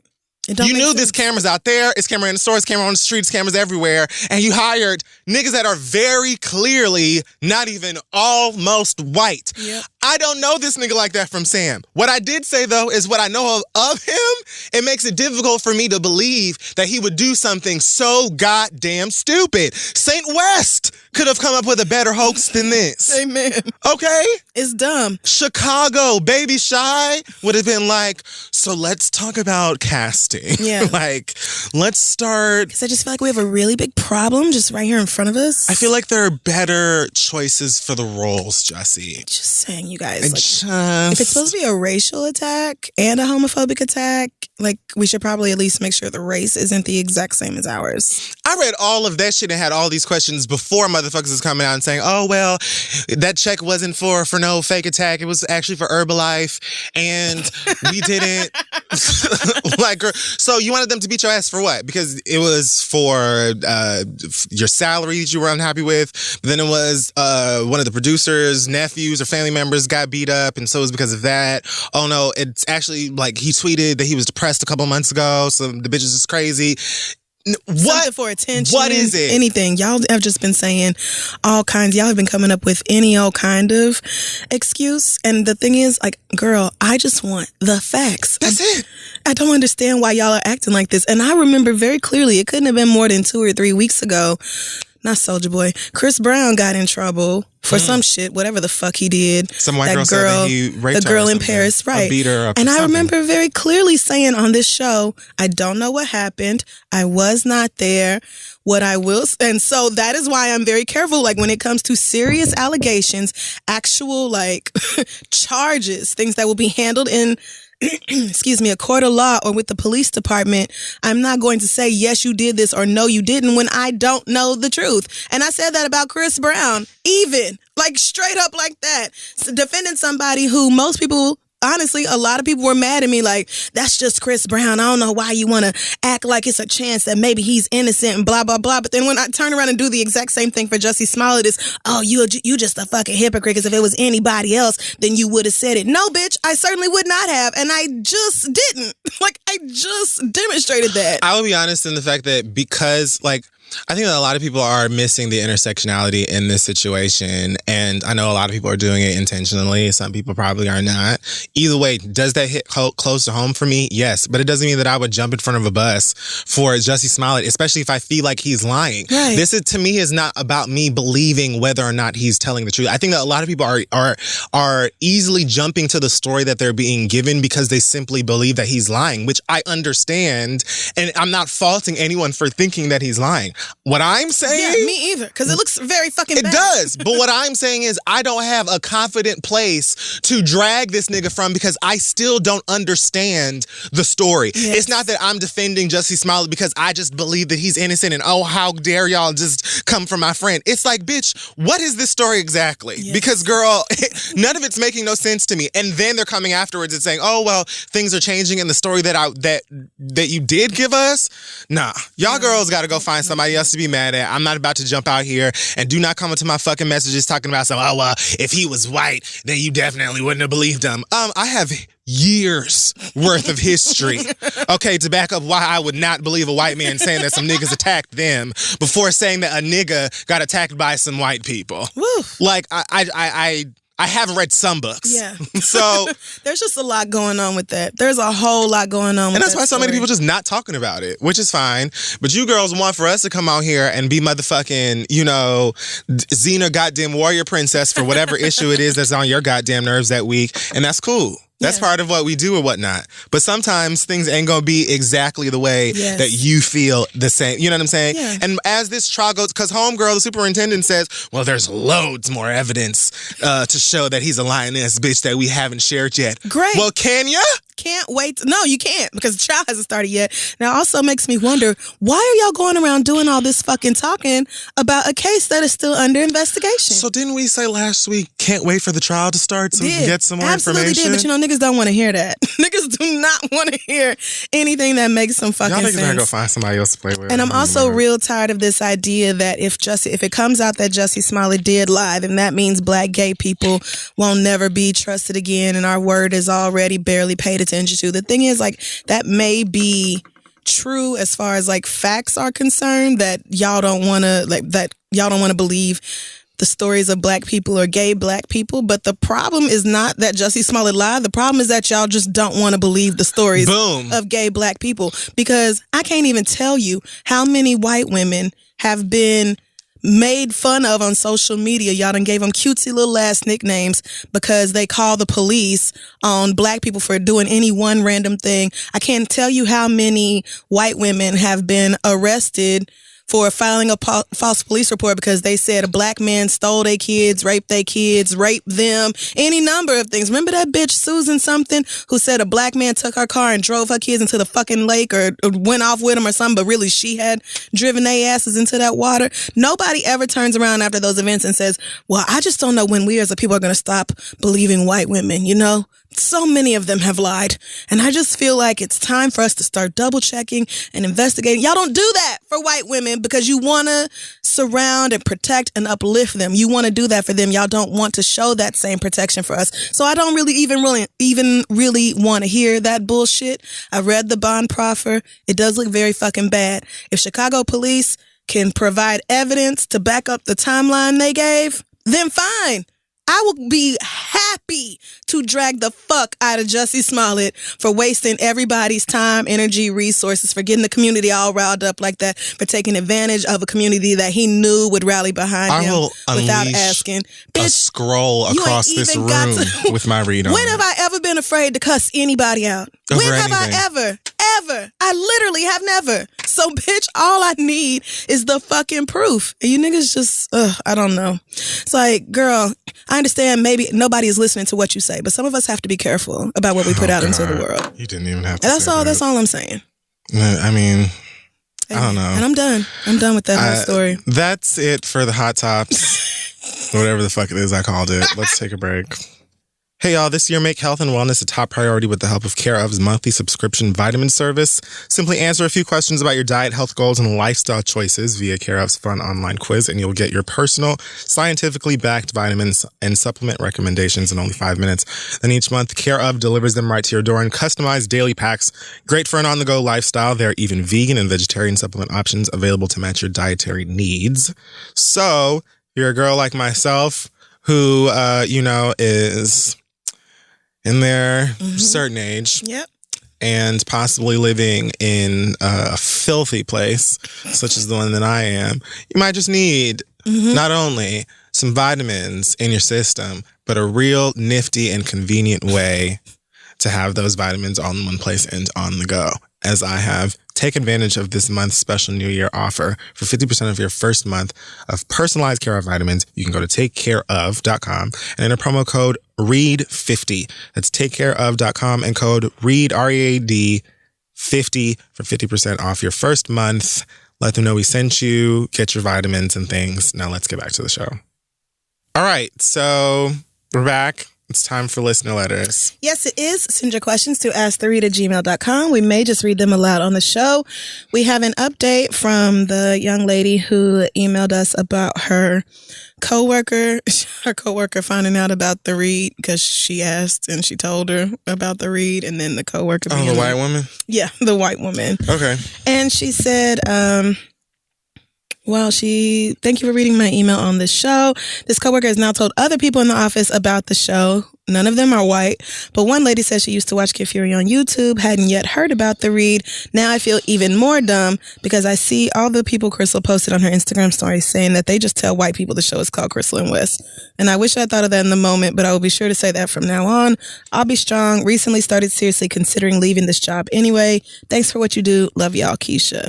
Just want to point out, Crystal and West is probably not the best code name, y'all. I just be talking. And that's, y'all can't take that sort of seriously because I just feel like if they Google Crystal and West, the read will almost certainly pop up. It probably won't take very long. Chance. I saw someone said that they searched it and J Next D came up. Yeah. So that was they fun. Probably put my name in the description box for that episode that I was on their show, or perhaps. I don't really know. But I mean, they're equally niggardly. So I mean, you in danger either way. So, but glad that it is working out for you. Well, I guess she said she probably just gonna leave this job anyway. You'll know better when you get to the next job, sis. I mean, you could literally just make up any ass name. Right. It doesn't even have to call be it anything. It don't matter. Just pick some other random black and say it's another round. Water Bottle Chronicles, bitch. That just came off the top of my head. Just say something. Okay. First question this week comes from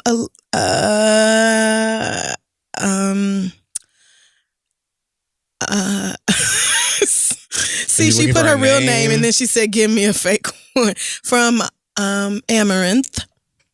Okay. Amaranth says, I'm a straight woman dating a raggedy man for the past 2 years. That sounds like your fault.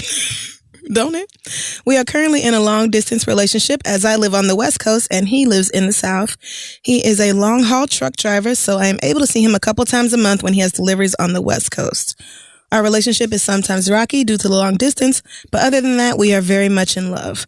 We talk all the time and FaceTime several times a day. Here's the issue. Okay.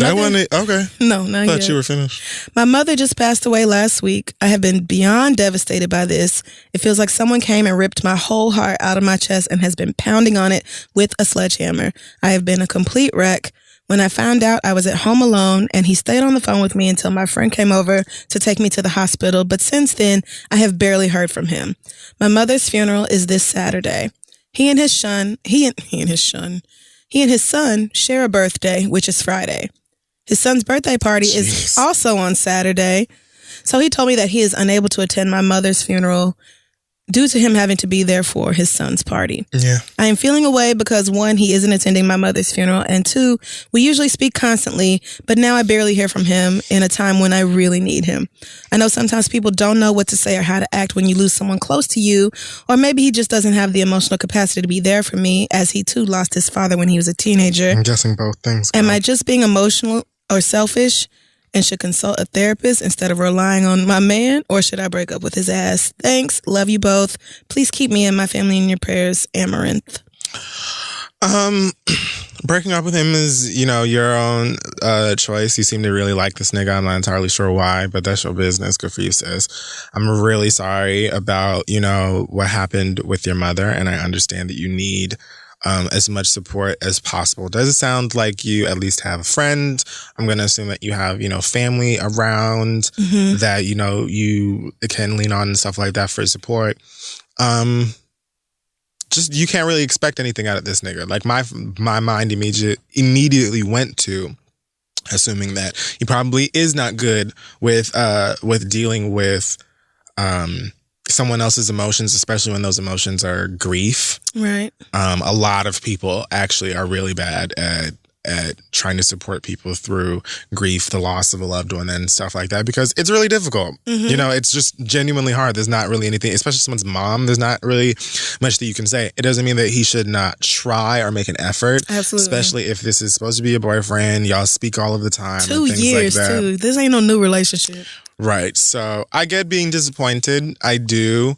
I would definitely speak to a therapist anyway, just outside of the situation with this guy. Because, I mean, if it's something that you're thinking of, I always say, give it a try. Yeah. Especially in loss of a loved one is what made me go to therapy for the first time. So,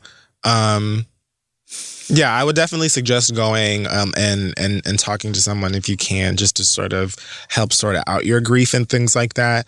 And this obviously can be another thing that you bring up with whoever it is that you talk to. But when you do speak to him again, first of all, the whole thing about him not coming to your mom's funeral because of the baby's birthday party, assuming it's a baby, it's hard not to say don't take that personal, but like it's his kid's birthday and you don't even live in the same town. You know what I'm saying? So I sort of get it. I do too, because the kid is young enough. She put it here in parentheses that the baby mama has been planning this party for weeks. So the child is young enough to still have a mama who goes all in for the birthday party plan. I mean, if it was a child's 16-year-old birth, 17. Still, you know what I'm saying? Even if it was even if this was a child that was turning 14, 15, 16 years old, I still think that you being at your kid's birthday party is kind of like, you know. I just think a teenager can understand it better than a 5-year-old can. For sure. Yeah. But either way, I just personally would not fault the dad for wanting to be present with the kid. However, I'm just saying that as a thing to keep separate when you sort of discuss these things with him, because I don't think that really dictates like how he feels about you losing your parent or whether or not he even wants to be at that funeral with you and stuff like that. It's just inconvenient. But I definitely would when you've been able to sort out your emotions and sort of give yourself like some time, I definitely would, when I speak to him again, express these feelings of, you know, like really, I don't want to say that you need him in this situation, but wanting at the very least him to be present and supportive in this situation and being disappointed and so on. And I think that I would let that conversation govern whether or not I'm going to break up with him. Yeah. Because, I mean, you already are in a long distance situation. How much more complicated? Well, it could be way more complicated just being long distance. But I'm saying, like, you know what I mean? Like, it's already rough. Fucking hard. So, well, I think it's interesting that you called him a raggedy man. Yeah, that was the first fucking thing you said, didn't it? And I don't know if you said that because he's a man, so he is raggedy, or if he's your raggedy man. Like, I don't know. I think she's just mad at him because of the current situation. Right. So I agree that the son's birthday thing is just a terrible, terrible fucking coincidence. Like, the fact that this baby's party is the same day as your mama's funeral. Shit timing. That's fucking rough. And I wouldn't hold it against him that he can't make it. That's just unfortunate. He sent some flowers. However, the fact that he can't be there physically means that, in my opinion, he should have been doing double what he normally does for you emotionally, because you are going through such a terrible time right now. We've been together for 2 years. Right. And if this is a relationship that you would like to see progress to engagement or marriage, I would just have to say that he's not acting like somebody who wants to be a fiance or a husband, because nobody looks forward to comforting their loved ones when they go through something traumatic or sad. You know, nobody is like, ooh, can't wait to talk to you about your trauma, girl. Like, it's not like that. However, we want to be there for the people that we truly love and care about, and we want them to know that they have somebody they can talk to. And he's not showing you that. That's why I'm like, you know, definitely take your time. Don't be worried about that nigga this week. You have no reason to feel obligated to reach out to him. You are the one going through it. He shouldn't even be on your mind. Not even for his birthday. He should be calling you for his birthday, because you just lost your damn mama. Like, you get to take all of your time for you, focus on your grief, focus on taking care of yourself and your process and all that. If this man wants to be by your side emotionally or maybe even physically, because Lord knows the funeral for me was just the beginning of the grief. I actually was in autopilot when my grandmother first passed away for the entire time into the funeral. And then after the funeral, I lost my fucking mind and was depressed for months. So if he doesn't step up to the plate and show you that he wants to be your support system and be your other half, then I would say, fine, you know, go ahead and look into breaking up with him. But it's not looking good already. The fact that this just happened and he's like being more distant than normal is like, nigga, really? So we had a conversation, right? You remember I told you like something real fucked up happened to me, right? I would be expecting my long distance boyfriend to be checking on me like every other hour. Not even necessarily phone calls, but like nigga, WhatsApp, iMessage, Instagram DM, bitch, something like you should be doing more to check on me because you know I'm hurting so much. It's not like I just lost my job or I didn't, make Miss Universe. Or, so like this is a shit life event. Yeah, like this is really one of the worst things that can happen to a person. So we talk about red flags on here all of the time. And regardless of whether or not he feels like he has the tools to help someone through this type of grief, there should be some sort of an effort that is made, whether it is a phone call, text, letter, bitch. I don't give a fuck what it is. Like something. Send somebody one of those glittery Black Planet puppies or something to show that you actually give a fuck. Because like, nigga, if he's not going to provide you with emotional and mental support through something like this, right? Imagine the future. Ain't gonna do it ever, you know what I'm saying? So that's the toughest type of stuff I would be thinking about when it comes to break up with him mode. Yeah, but definitely. Yeah, like you just said, right now is not even fuck him, to be honest with you. Right now, it's not about him. And the next time he does get in touch with him, tell him it's highly suspect that you have been less communicative since I told you something awful happened. The person that gave birth to me, like... my mama died, right? Like my whole mama, she's dead.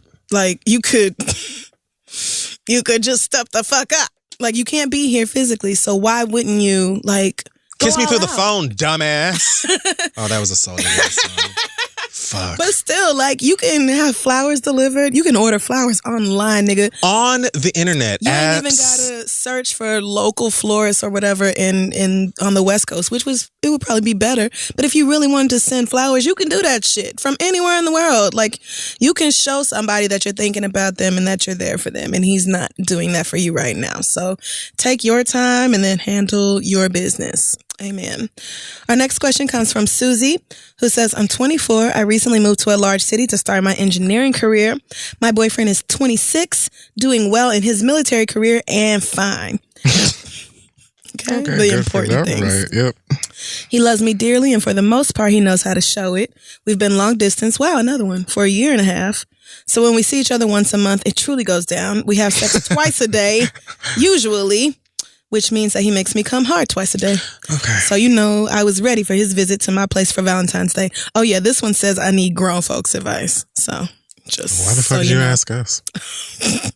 Unfortunately, I only got dick 3 times during the whole week, and he was only interested in making me come one of those 3 times. Versus my 0. 0, girl. I got 0 Valentine's Day dick. You know what I did for Valentine's Day? Went and watched Anita Baker like an old bitch with my friends. That's what I did with all of the fucking Annies, girl. But anyway, get back to this letter. You did.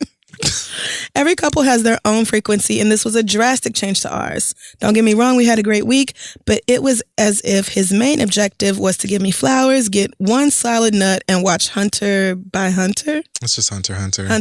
I like him already. Okay. Later, I spoke to him to express my uneasiness over it all. He felt bad and let out lots of I love yous, I enjoy being your boyfriend, etc., but I still felt burned. Send us a picture of him. It didn't help that the one time he affirmed that he was indeed still physically attracted to me, it sounded like he was trying to convince himself. When I mentioned that I think he'd prefer me if I were skinnier, he perked up and started offering support and encouragement. I've always gotten the feeling that I'm too fat for him. I'm a workout 2 times a week and eat chocolate type of girl. And I've communicated that if he wants a gym as life ass girl, he need to go get one. In the past, I've had boyfriends who all but worship my body and matched my high sex drive. But in the past, I was also 20 pounds lighter, and I wasn't committed to a man who loves to work out and lives hundreds of miles away. So I need a little advice. Since I am also not very happy with the way I look at the moment, how do I make sure that I'm working on myself for myself and not so that my man will want to fuck me again? I know I'm young, but I honestly caught a good one here. Should I just find a man who appreciates me at this size and the next one? Am I thinking too deeply into it? Help, Susie. Well, my name is Susie. And Gucci think I love it. I just had to do it before you moved on. So, okay. my question was, yes, do you want to lose weight or change the way you look or whatever for you? She said towards the end, since she's already sort of unhappy with the way that she looks, are you because you genuinely are, or is it associated with his opinion? I think that's hard for a lot of straight women to separate. Whether they want it or if they want it because they know. And I can understand that. I can understand that. I do. But sis, if you are genuinely comfortable with the way that you are, with the size that you are, you healthy, you know what I'm saying? Going to the gym 2 times a week and eating chocolate is commendable. Plenty of us don't go to the gym at all and eat chocolate all of the time. And have it for breakfast. Okay. You call it hot chocolate, like it's not just a big ass cup of sugar. The other day, I had a zebra cake for breakfast and sour straws for lunch. Work. Balanced, nutritious meals. So, but I mean, I don't know. A part of relationships is also like bending and compromising and doing little things, like whatever. Like if you genuinely feel like you want to tighten up your figure for your own self-confidence, or you really like, twerking in the mirror after you take a shower and it's not the same, that's me. Yeah. And like other things, you know what I'm saying? Then go for it. But I mean, that's real. I definitely, especially if you are not a gym is life type of girl, or just, working out. Some people just legit hate the gym or working out, period, or whatever.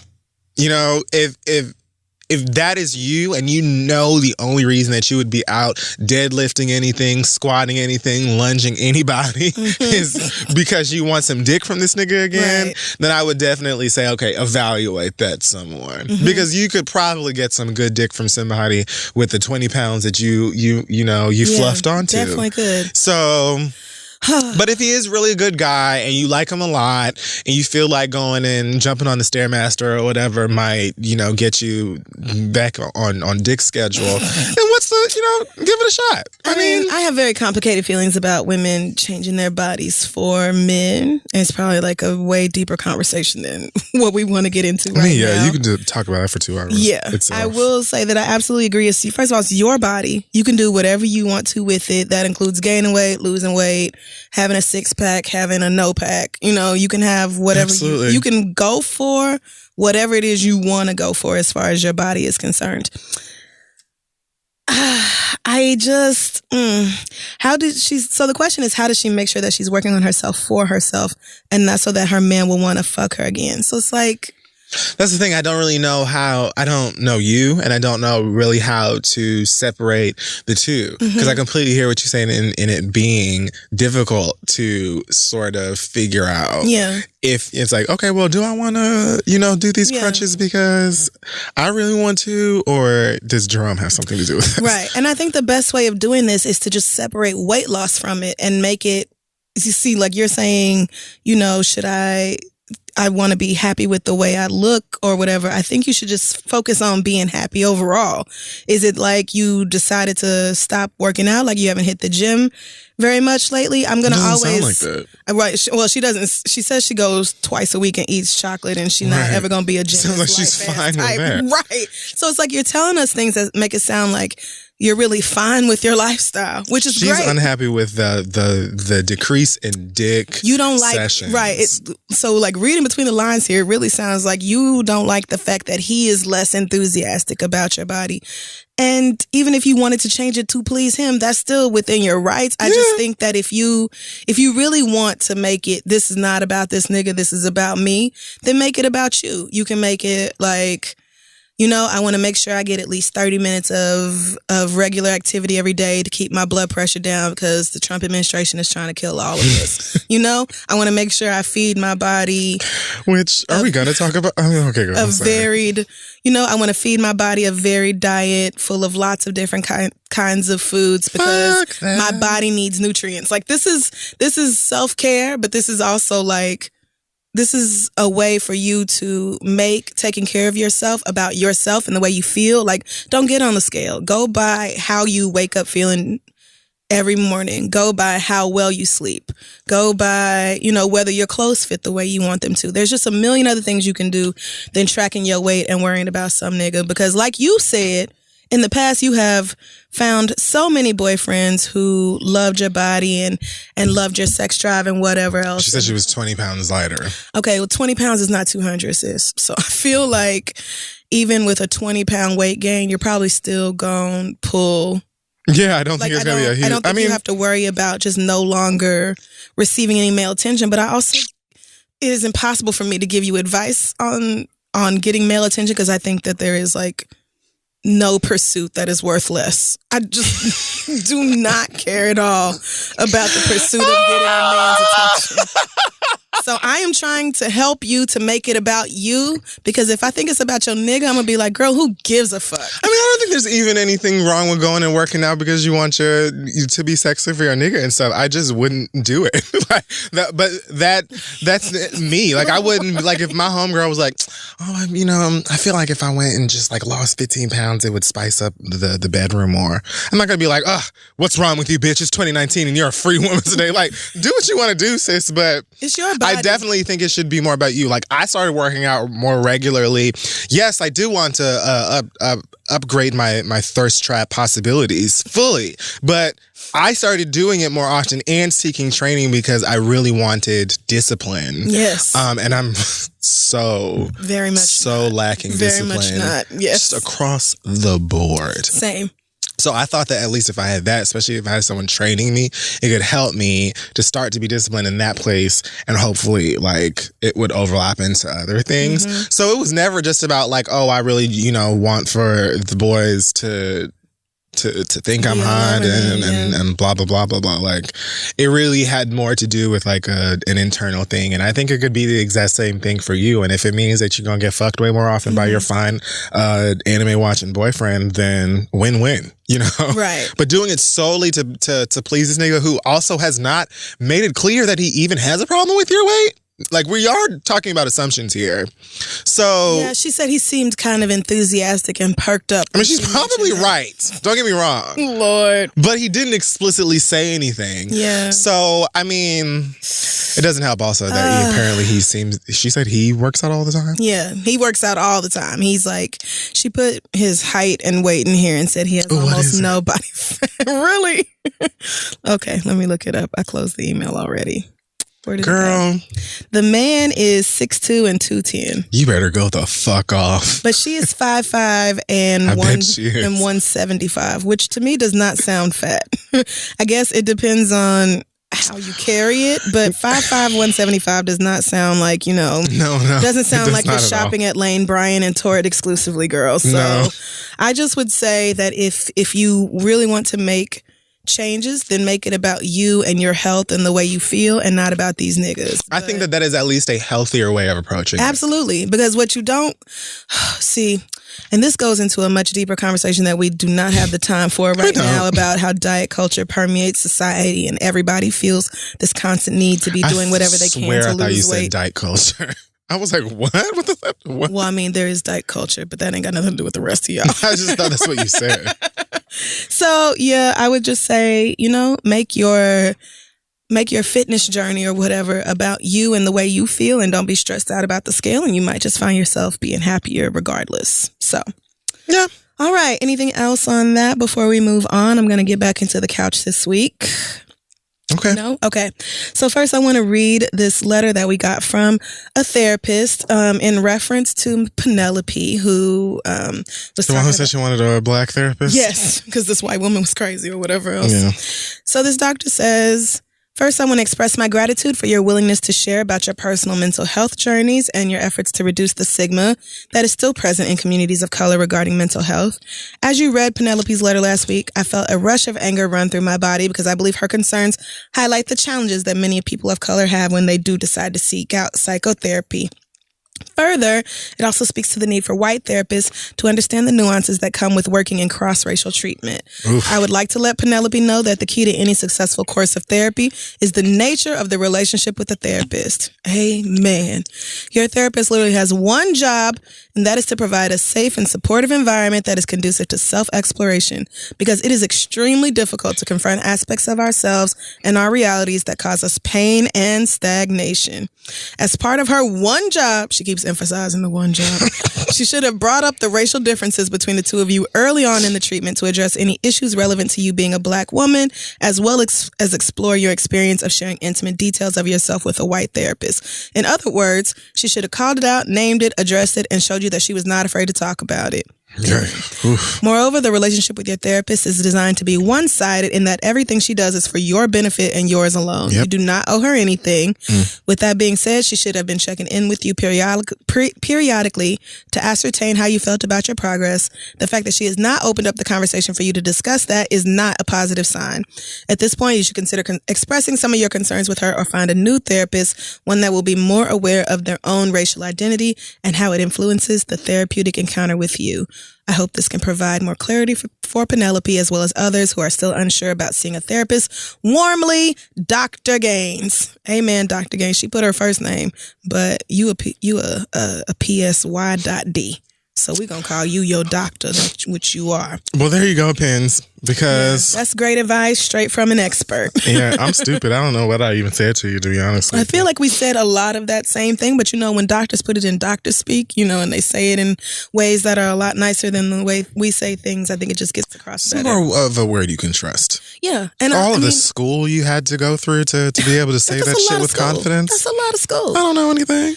Right. So a lot of people, we get this question a lot about white therapists. There are no black ones in my area. I understand completely. Oof. Had a white therapist in Oklahoma City, because when you start dealing with schedules and insurance and out of pockets or deductibles or whatever the fuck else, it's like, bitch, you just gotta, by the time you go through all them filters, it's just, well, look, who the fuck can help me? Somebody. Who is left? God damn. It's this. Yeah, it's literally it. Oh, man. You just go take whoever can actually help your ass at that point. Right. Big facts. Yes. And that is what I did several years ago when I found that white woman. It was because I was like, bitch, if I don't talk to you, I'm going to do something drastic and ridiculous. So It's getting to that point. So for those of you who live in areas where you may not be able to find a therapist who is your same race, it is possible to have a great experience in therapy with a white person. But like Dr. Gaines said, they need to be able to name the thing that is right in front of you. That bitch is the professional. Right. You are the one there for help. Absolutely. So good luck to you, Penelope, and everyone else on their search. We're going to get into our question this week on the couch from Simone. Simone says, I'm a 31-year-old black lesbian currently going through a divorce. My soon-to-be ex-wife and I have been together for 5 years and have been going through shit for the last 2. We've been in counseling, took breaks from each other, and even opened our marriage and had a shared girlfriend, which I know now was a mistake. Oh, God damn. I'm simply saying we have tried different things to try to get our marriage back on track while attempting to add something exciting to it. This backfired on me. When my grandmother died last June, I found out that my wife and our shared girlfriend recorded themselves having sex 2 weeks after I buried my grandmother and was dealing with that sadness and pain. This bitch. Mess. It's a big deal because this was the time my wife and I were at each other's throats, so I stayed at my mom's house for a week to cool off. We had broken up with this girlfriend, but she was still around supporting me as I was dealing with my grandmother's death. So when I found out about the two of them, the little bit of spirit I had was gone. Like a plum fool, I still decided to try with my wife and continue therapy, mainly because she seemed like she really wanted to change and was sorry. Clearly none of that worked since we're getting a divorce. We stopped our counseling, but I continued going to our therapist alone, simply on the basis that she already knows our backstory and I didn't feel like explaining that timeline again. Oh, real. Well, in our sessions, my therapist and I realized that my wife and I were really doomed from the beginning. She lied to me about... It gets like that sometimes in therapy. Fuck. No, you're right. Your therapist will literally hit you with so I don't know what y'all thought was going to happen. Yeah, it happens. Yeah, it does. She lied to me about something serious involving a mutual friend, and that should have ended our relationship then, but I forgave her and tried to make it work. But really, we never did the proper work to get over that big situation. So it just continued to fester as our relationship continued. Oof. Even though I love this woman, Real. it's very hard for me to fully accept that we're toxic for each other and I need to keep my distance. It's also a bit embarrassing because I always told myself that I would never be such a fool over someone, and yet here I am being a fool. Oh, we all have. So relatable. I'm mostly pissed at myself for staying with someone who's shown me time and time again that they don't give a fuck about me. My question is, how do you stay away from a person you love but who is wrong for you in so many ways? P.S. My wife and our ex-girlfriend are living with each other in our apartment that I moved out of. They are definitely still fucking.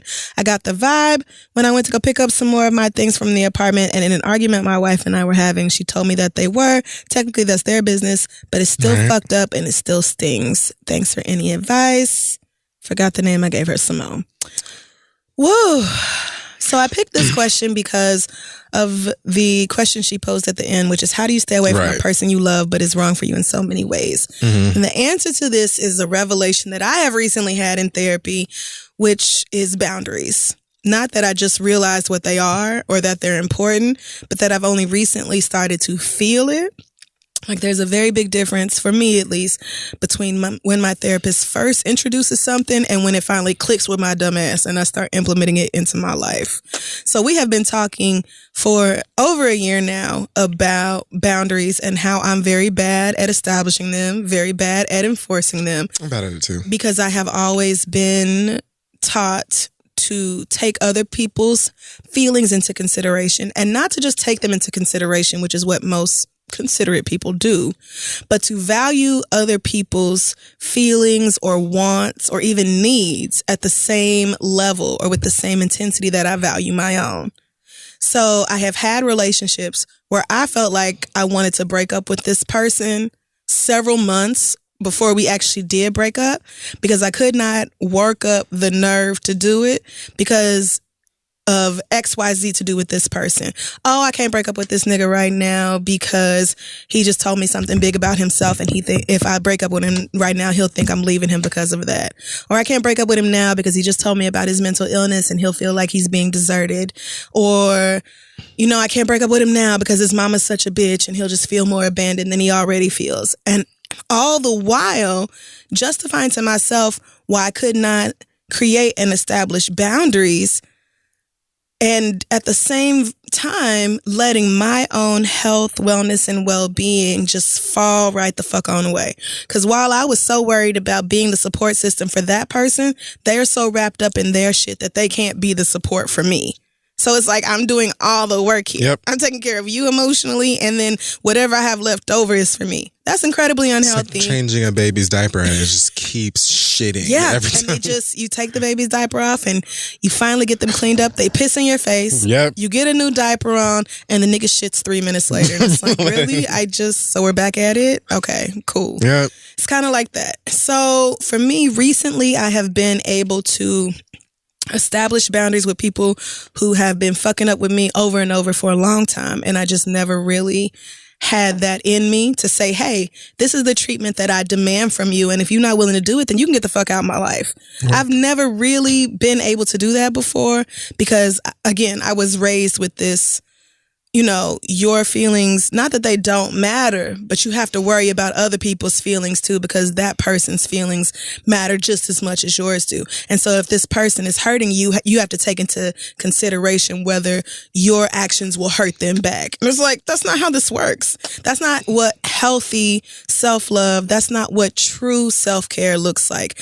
Boundaries are, for me, they feel like the declaration of adulthood.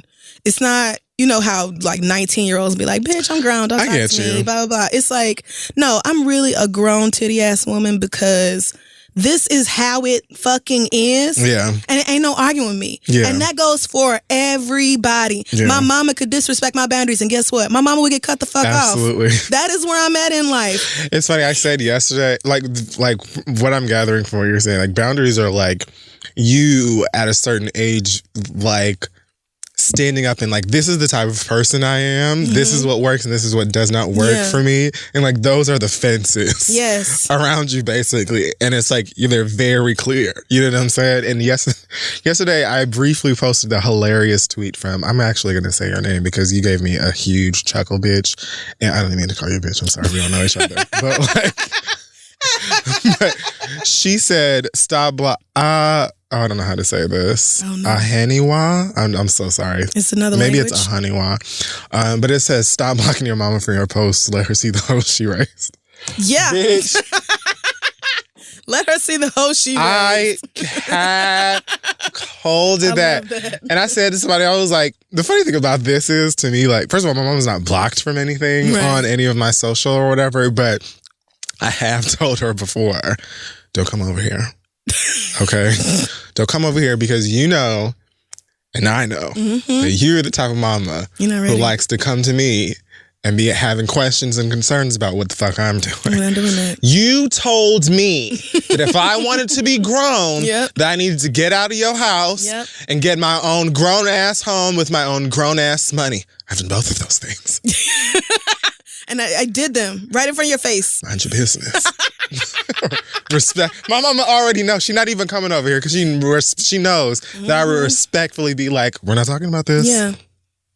It's that real. Yeah. So yeah, I feel what you're saying. And I have had to cut people out of my life who have been in my life for decades because they could not respect my boundaries. And I don't feel bad for it. I actually feel great. Yeah. Right? It's actually incredibly liberating to know that you are always going to ride for you no matter what, to know that you are always going to have your back. And so much of what you've got to do in this situation is to remind yourself that your health, happiness, and well-being are of the utmost importance, if to nobody else, then to you, girl.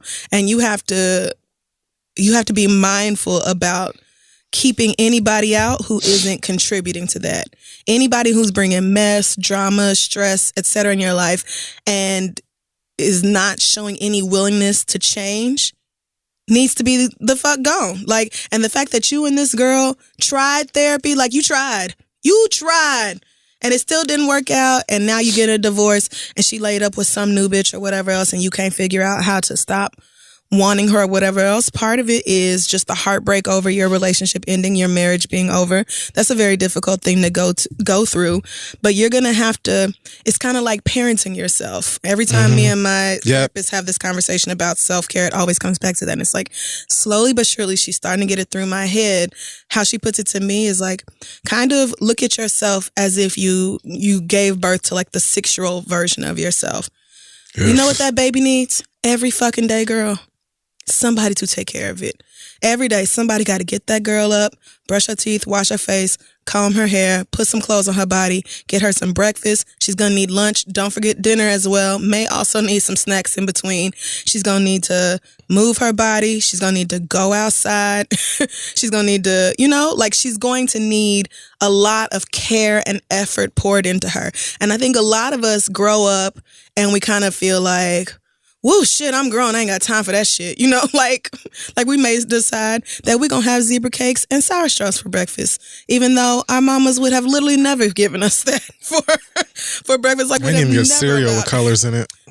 Okay, let me tell you something. Connie believed in bran flakes and bran flakes only. When I thanked God when we graduated to Honey Nut. I was like, from really? Regular Cheerios. We get Honey Nut Cheerios this time? You sure, Mama? Are you sure? With the honey and shit right on it? The first time she bought Frosted Flakes, I was like, oh, bitch, it's a brand new day. So, it's not to single you out because I definitely have had like half a tortilla for dinner and said, fuck it, I'm going to bed. That is not... Absolutely. Some Takis? And it's not time. This. Right. But that's not what... that's not what ideal self-care looks like. It looks like being deliberate in your intentions for yourself and literally taking care of yourself, doing what you need to do in order to feel your best. Like, I'm getting older, up in age. I still fully plan on being pregnant if the Lord say the same. So I'm going to have to do some real self-care here over the next few years until... Well, actually, for the rest of my life, I'm going to have to do some real self-care. But right now, I'm focused on getting me... internally to the point of feeling like I don't have to be so deliberate about it. Like in an ideal situation, self-care would be almost effortless. Depression makes that very difficult. Yep. Struggling with any mental illness will make that difficult. And also just living in the realities of the world makes that difficult. Most of us got to get up early on a terrible, shitty commute. You got to drop your kids off or whatever else, fight with your husband about who picking up the daycare or whatever the fuck else. Getting on your nerves. You got to go to work. White folks is being ridiculous, asking you about your favorite podcast, and your boss is a dumbass. And your mama sent you another scripture because she's shady. But it's like, I don't want to get too far off into all of that, but I just feel like your real issue here is going to be establishing emotional boundaries for this situation, for this breakup. And if that means that you're not in touch with this woman no more, you block her phone number and y'all never speak again, and it's the same with the mutual girlfriend or whatever, then you do whatever it's going to take for Simone to get through this breakup and bounce back and go on about her life. It doesn't have to be something that means you'll never love again. Like I swore I would never be in another relationship after my last one. It doesn't have to be like that. You can heal from what's happened and move on, but you absolutely have to prioritize your own healing first. Yep. So please, please, please put yourself first. And I am sure in the coming weeks I will be talking more about self-care, because it is like the number one thing me and my therapists are going through now. Just my utter inability to to make the best decisions for myself most of the time. Because I'm like, if you leave it up to what I feel like doing or what I want to do, then it's going to be a lot of weed and watching ID Network and Love After Lockup and shit like that. You know, part of the adulthood part of it is doing things that you don't necessarily feel like doing because they are what is best for you. And if you tried, like, this is how she put it to me, if you were 6, 7, 8 years old and told your mama you didn't feel like cleaning your room, you didn't feel like taking a bath, you didn't feel like eating spinach for dinner, then guess what, bitch? You was doing it any fucking way because your mama knew what was best. So you have to, obviously everybody's mama is not going to fall under this category, but you have to do what's best for you.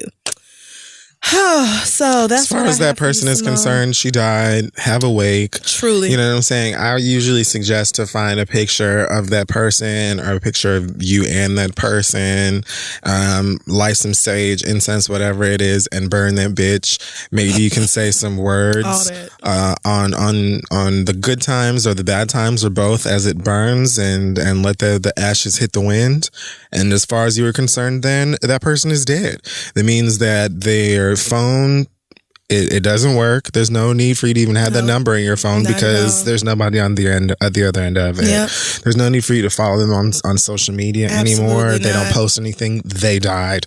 Like, that person just no longer exists anymore, and that's how you have to treat it. Because motherfuckers be so, I hate this person, I know they're not good for me, and I'm gonna stay away from them or whatever, but you be leaving little doors and windows open and all this other stuff, knowing full well that this trash ass bitch is gonna jump right through that window or crawl right through that motherfucking door to like maintain access to you, to continue to drive you crazy, just so they can feel validated in the fact that they still matter to you in some way or the next. Whether that means allowing them to continue pissing you off or whatever the fuck it is that you're gonna do. If you really know that person is trash for you, if this person really does not give a fuck about you and treats you as such, then they died. Facts. Burn a candle, burn a photo, or whatever. Have your wake, your vigil, whatever the fuck it is, and move on with your life. Because guaranteed you will get over it again. You definitely will feel better again one day. I know you're devastated right now, girl. But I'm willing to bet that this time next year, you're going to be in a totally different headspace. So good luck to you. If you guys have any questions for The Read or for Crystal's Couch, send them to asktheread@gmail.com. We're going to take a quick break and be right back.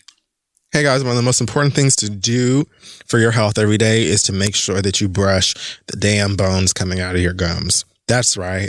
Brush your damn teeth. Okay, many of our listeners, I feel comfortable enough believing that you do brush your teeth, but you probably just woke up next to somebody who's about to get out of his bed and not brush his. So tap him on the shoulder, play this part for him, and tell him that Quip is a better electric toothbrush created by dentists and designers. Okay, it was designed to make brushing your teeth more simple, affordable, and even enjoyable. It has sensitive sonic vibrations. It's gentle on your sensitive gums, or his sensitive gums, should we say.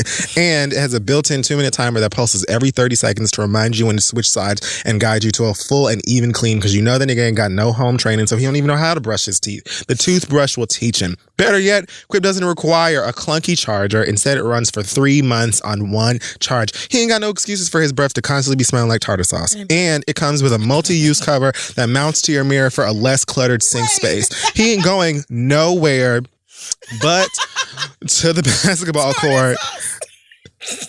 Okay, so make sure that when he comes back to the house, his toothbrush is mounted and covered and all that stuff. It's all taken care of. This is why Quip is one of the first electric toothbrushes accepted by the American Dental Association. It's light. It's it looks really nifty and futuristic and fun, and it keeps your teeth clean. Yes, and so clutch for traveling with, especially with that multi-use cover, girl. Yes. It's very clutch. That's why Quip is so great. That's why they're backed by over 20,000 dental professionals. Quip starts at just $25. And if you go to getquip.com/3 right now, you'll get your first refill pack free with a Quip electric toothbrush. That is your first refill pack free at getquip.com/READ. Let them know Kid Fury and Crystal sent you. Let's move on. Today's show is also being brought to you by Squarespace. You can turn your dream into reality with Squarespace. They make it easier than ever to launch a passion project online, whether you're looking to start a new business, showcase your work, publish content, sell things, whatever it is. Squarespace has got a tool for you. They've got beautiful templates that are created by designers all over the world, and the ability to customize everything that you're looking at with just a few clicks. We've both used Squarespace before for our websites, and we can tell you firsthand that it is really, really easy to use, especially as people who have had to use other forms of building a website before. Squarespace also has powerful e-commerce functionality that lets you sell anything online. So if you're one of these girls out here who's got art or clothes or soap or butters and things, then you can not only sell those things, but you can also look at your analytics to help you grow the website in real time. Everything is optimized for mobile right out of the box. You don't have to patch or upgrade anything ever. What does that mean? It means that you're all up to date, and your users, your fans, your followers can hop on your website right on the phone with you without you having to worry about a whole bunch of other ones and zeros and HTMLs and stuff you don't understand. Buying domains is also simple, and you'll get the help you need with Squarespace's 24/7 award-winning customer support. That's right, 24 of the 7. And Squarespace empowers millions of people, from designers to lawyers, artists, gamers, and even restaurants and gyms, to turn great ideas into something that is real. That's right. Head to squarespace.com/read for your free trial. And when you're ready to launch your site, use offer code READ to save 10% off your first purchase of a website or domain. That's squarespace.com/read, offer code READ. Build something great with Squarespace and us. All right, let's wrap up the show.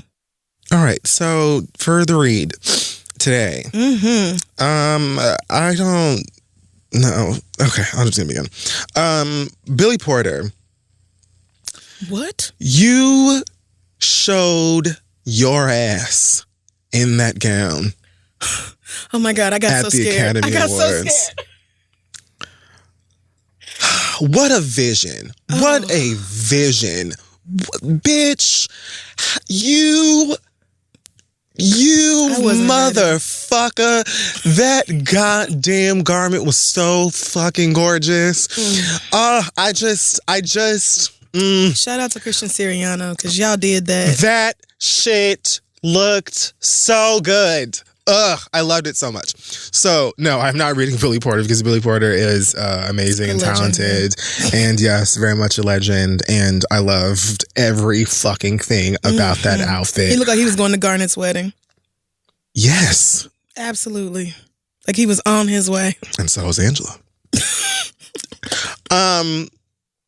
So yes, Billy Porter was at the Academy Awards in what was like it was like a tuxedo gown. Oh God, the silhouette of it. It was gorgeous, just bitch. so fucking beautiful. Woo, it was so nice. So my read is actually dedicated to you fucking bean pie ass niggas who are just continuously pissed about the wrong fucking things. And I mean, it's not like we've never discussed this before. I just wanted to remind y'all. It's 2019. Like, I don't know if y'all are paying attention to even like the shit that just happened today or yesterday if you're listening to this on Thursday, but like it is a shit show out here. Okay. Niggas wearing a dress in 2019.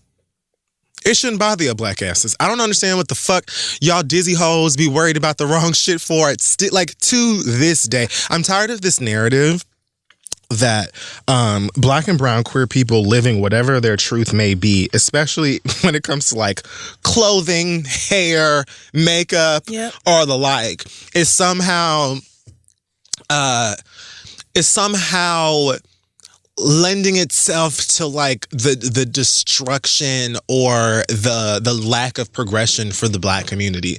Like niggas like Billy Porter and his sickening tuxedo dress are why the man don't take us seriously. I'm just so tired of this fucking shit. What I want to say is niggas like Billy Porter wearing a gown at the Academy Awards should make you stupid bitches feel empowered. You should feel amazed. You should feel free that your dumb knuckle dragging asses can like in the year 2019, someone like Mahershala Ali or a Denzel or a Billy Porter can come down the red carpet wearing whatever the good fuck it is that they want. First of all, Billy Porter ain't motherfucking on that red carpet because he was on the Bad Girls Club. He wasn't on there for going viral, bitch. Like nobody from the Bad Girls Club is on that carpet. Not one fucking bitch. Like, I don't know if you just got into Pose or American Horror Story, but Billy Porter has been out here busting his ass and working off and showing off the gifts that God gave him long before Kinky Boots and all of that other type of shit. That nigga was where he was supposed to be because he fucking deserved to be there. Period. So how dare you, from whichever cubicle that the fuck that you at, not that there's anything wrong with working at a fucking cubicle, but fix your fucking mouth at this nigga who has a platform expressing his freedom. Like, why does that make you feel bad? You should feel great to see another brown person out here living in their truth, being comfortable in their truth, and being celebrated by that, or for that, by people who are also black, by people who are white, green, indigo, or whatever fucking color. The reason that you bitches have a problem with Billy Porter or Young Thug or anybody the fuck else wearing a dress is because you simply homophobic and you are ashamed of seeing black people, black queer people outside being photographed and videoed living gay. Or bisexual or queer, being transgender. You just don't like this shit. It don't got nothing to do with us. As I've said before, if you took every queer black person and locked them in a bunker and they never came up above ground ever again, would you then get your rights? Then the police would stop killing y'all, right? Mass incarceration would no longer be an issue. Trayvon Martin would come back. It's all the fags' faults. My heart. Like, we're just holding everyone back. There ain't one goddamn penitentiary novel that you bitches gonna put in front of me that is going to make this excuse make any fucking sense. You bitches are just set on mad by default, and you mad about the wrong things. There are plenty of things that you can be productively pissed about as a black person in any nation on earth. But niggas wearing dresses to the Academy Awards shouldn't be one of them. Stop being a duck-ass bitch, wasting your goddamn time in the year of our Lord 2019 worried about garments. You frozen old late-ass bastards. Get over it. Touch the hem of the garment and be made new. Be made new. You should be happy that niggas are out here from all corners of the black spectrum being celebrated for who they are, their talents. That should make you feel all the more free. You don't have a problem with with these people as it relates to race rights or equality or race relations in this country or oppression or white supremacy or anything like that. You just don't like gay people. You just don't like bisexuals. You just don't like trans people. You don't even understand any of the letters in the LGB, the T, the Q. You don't even say it. You say it wrong on purpose. You're just homophobic, and there's plenty of other people like you. So I don't know why you doing this goddamn dance, the Cupid shuffle, and all this shit around all of these facts. It's late, and you could never in your life bust down a dress like that. Never, never, never. Is that what you're really pissed about? Is that what you're really mad about? Is that what it is? Are you mad that you can never pull off that kind of a garment? Are you mad that your nigga is so mad that he can never pull off that kind of garment? I just feel like it's one or the other. But, think pieces. That's all.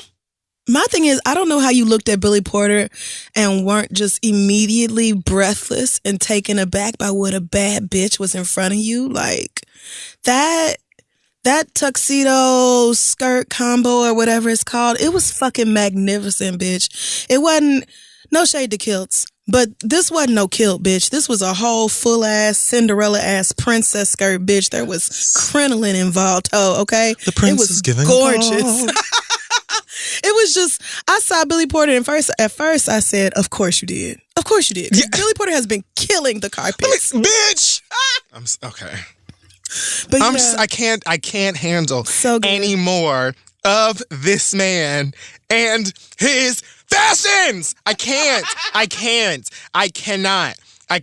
It was like a sweeping force of both of those things. It was like a simultaneous, I am brand new, this changed my life, and at the same time, duh, of course this bitch did. Of course you did. Yes. And had your white husband fixing your skirt. I said, oh, I'm living. I'm fucking living. It was so good. How could y'all look at that and feel anything but pride for that? Because you bitches stay pressed. You stay on mad. And mad about the wrong things, bitch. Direct your anger to something that could actually make a difference. Because niggas in dresses ain't got nothing to do with you.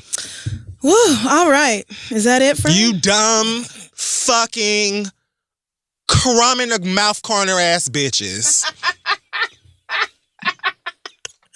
Anything else? You foot dragging ass lepers. I don't know. Leper? So why not? Is leper? I don't care.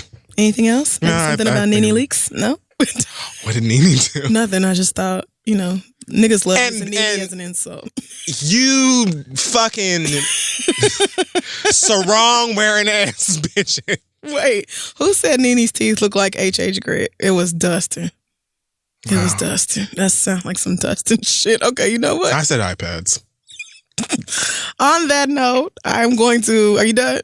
Yeah, I think. Okay, yeah, you niggas deserve that bullshit, honestly. Homophobia in 2019, who are you? What are you doing? Where? Bitch, what? Billy Porter? Like, Billy fucking Porter, girl? You hoes honestly wish. But anyway. Oh, all right. So I have 2 reads this week. I'm going to pass the first one. Pass the read like we used to. This is pretty short and sweet. I believe this is my first time passing a read from a white person. This comes from Megan. This show's all over the place this week. Megan says, hello, Crystal and Kid Fury. As a listener from damn near the beginning, I want to first congratulate you both on the success of this weekly masterpiece of a podcast. Girl, fuck this show. Since y'all are now royalty photo shoot Apple feature famous, girl, you're doing a lot. I want to address the new white listeners you guys are sure to gain. Oh, girl, I'm finna pack my bag. Listen up, new white people. Don't fuck this up for the rest of us. We've been quietly nodding and cackling along for a few years, flying under the radar by not making this about ourselves. We go to the live shows on time, enjoy ourselves respectfully, and don't need anyone to show us the door when it's over. We hand over the coins when merch restocks. We get that this show is a FUBU situation. It is not for us. We are just lucky enough to receive the light each Thursday when it shines. Girl. So just a couple of tips and reminders from me to you. Listening to these delightful people each week does not count as having black friends. Just because you listen to this podcast and appreciate Black culture does not make you an ally or mean you belong in Black spaces or Black conversations. The media you consume matters, but not as much as where you show up and who you support in real life. Oof. Don't try to name drop Crystal, Fury, or The Read into conversation with your Black coworker, because they may have no clue what the fuck you're talking about, and then you'll look dumb as hell making that assumption. Whoop. Also, don't bother sending any not all white people comments or emails, because if you are triggered by hearing people of color refer to white people generally, then you are, in fact, one of the white people they are talking about. Yikes. That's all I have to say. Thank you for lending the space. Peace, Megan. Thank you, Megan. Thanks, Megs. I certainly was never going to address white listeners, because we've said many times this show is not for white people. If you enjoy it, that's great. But we come here to be ourselves and talk about our Black ass experiences. Also, don't think we're going to have some huge influx of white people listening to this show, but maybe. If y'all are mad, however, direct all of your questions and concerns to Megan. Megan laid it all out right there, and I don't have anything else to say about that. Thank you so much, girl. Now, for the person who actually is getting cussed the fuck out by me this week. So like Kid Fury said earlier, a few days ago, R. Kelly got out of jail. This is thanks to a woman named Valencia Love. Kind of sounds like a stripper name, but it's not. Valencia posted the $100,000 to help. I'd rather she were a stripper. Yes. You know what? Honestly, would rather she was a stripper instead of the things she actually does for a living. Miss Valencia Love posted the $100,000 to get R. Kelly out of jail after he spent 3 nights in custody because your niggas broke, as we also mentioned earlier. Shit. When I heard about this, I figured Valencia Love must have went to fucking daycare with R. Kelly. They grew up together. This is like a play cousin to her. All this other shit. No. Do you know who this bitch is? Some random bitch that he met on a Taste of Chicago cruise or some shit like that 5 fucking months ago. 5 months ago, they was both at a boat down at Navy Pier and was on the same fucking ship for a few hours, and she met R. Kelly, and since then she has called them friends. Wow. When she found out he was in jail, she got in touch with the inner circle, said she wanted to help. This dude is crazy. Truly he is. So a lot of people have wondered how Valencia Love has $100,000 to just be giving somebody. Because let me tell you something right now. If one of you niggas was locked up and you needed $100K to get out, guess who you can't call? It's me. It's awesome. I don't have it, girl. I'm so sorry, sis. So Valencia Love actually received a lot of money back in 2017. She and her husband both received about $1.1 million each from a wrongful death lawsuit filed against Children's Medical Hospital in Chicago. Their daughter died 7 years before that during a heart procedure at the hospital. So I guess it was some negligence there. Not really sure. But anyway, she was a millionaire or something like it. That sounds like not enough money for killing your kid. So the thing about... I guess it's $2.2 million all together, but when you split it between you and your ex-husband, then it's 1.1. Then after taxes, you look at it even less. And so $100,000 is probably at least 10% of this woman's money. Plus, this was 2017. So how much of it does she even have left? I don't know. What I do know is that in addition to some of the other jobs that she's listed as having, like she is allegedly a manager of a restaurant in suburban Blue Island. Don't know where Blue Island is. But Valencia Love is also the owner / corporate officer of a daycare. That's right. A daycare. For children. Yeah. Where people bring their small children to come be looked after and cared for throughout the day while their parents are at work. Now, I would have a problem with, honestly, just about anybody bailing R. Kelly out of jail. Because, girl, for what? And then for him to get out, and then go right to one of the McDonald's where he used to pick up little girls, I felt like that wasn't a coincidence. Like, you certainly knew you were going to be photographed, and of all the places you and your entourage could have gone, like back to the house or the compound or whatever the fuck you have, y'all decided to go to one of those McDonald's. Like, McDonald's He's been trolling places. People over these things. He is. From the beginning, so. However, my annoyance would be here for any fucking body. However, bitch. Daycare. Wow. That business needs to be seized immediately. I don't know if there's like a board or something that can have this woman removed, but she certainly should not be in charge of any children's well-being, safety, concerns, anything along those lines. As far as I'm concerned, the fact that somebody whose job it is to protect children and put their well-being number one is taking a man like R. Kelly and saying such dumb, goofy, every bird bitch shit. Possible dumb thing you could have ever heard about this was all nigga bad. In defense of him. She said all like bad. all of it. Like every stupid thing anyone's ever said to defend him. What an idiot. Sis. So this young lady, the reporter that you mentioned earlier who had typed out her notes from this phone call with this woman and put them on the internet for the rest of us to see. This bitch gave all of the tired ass, raggedy ass excuses we have heard a million times before, except she then backed them up with a huge amount of money that most people would not be able to pay or would not be willing to pay for somebody like R. Kelly, a documented child molester.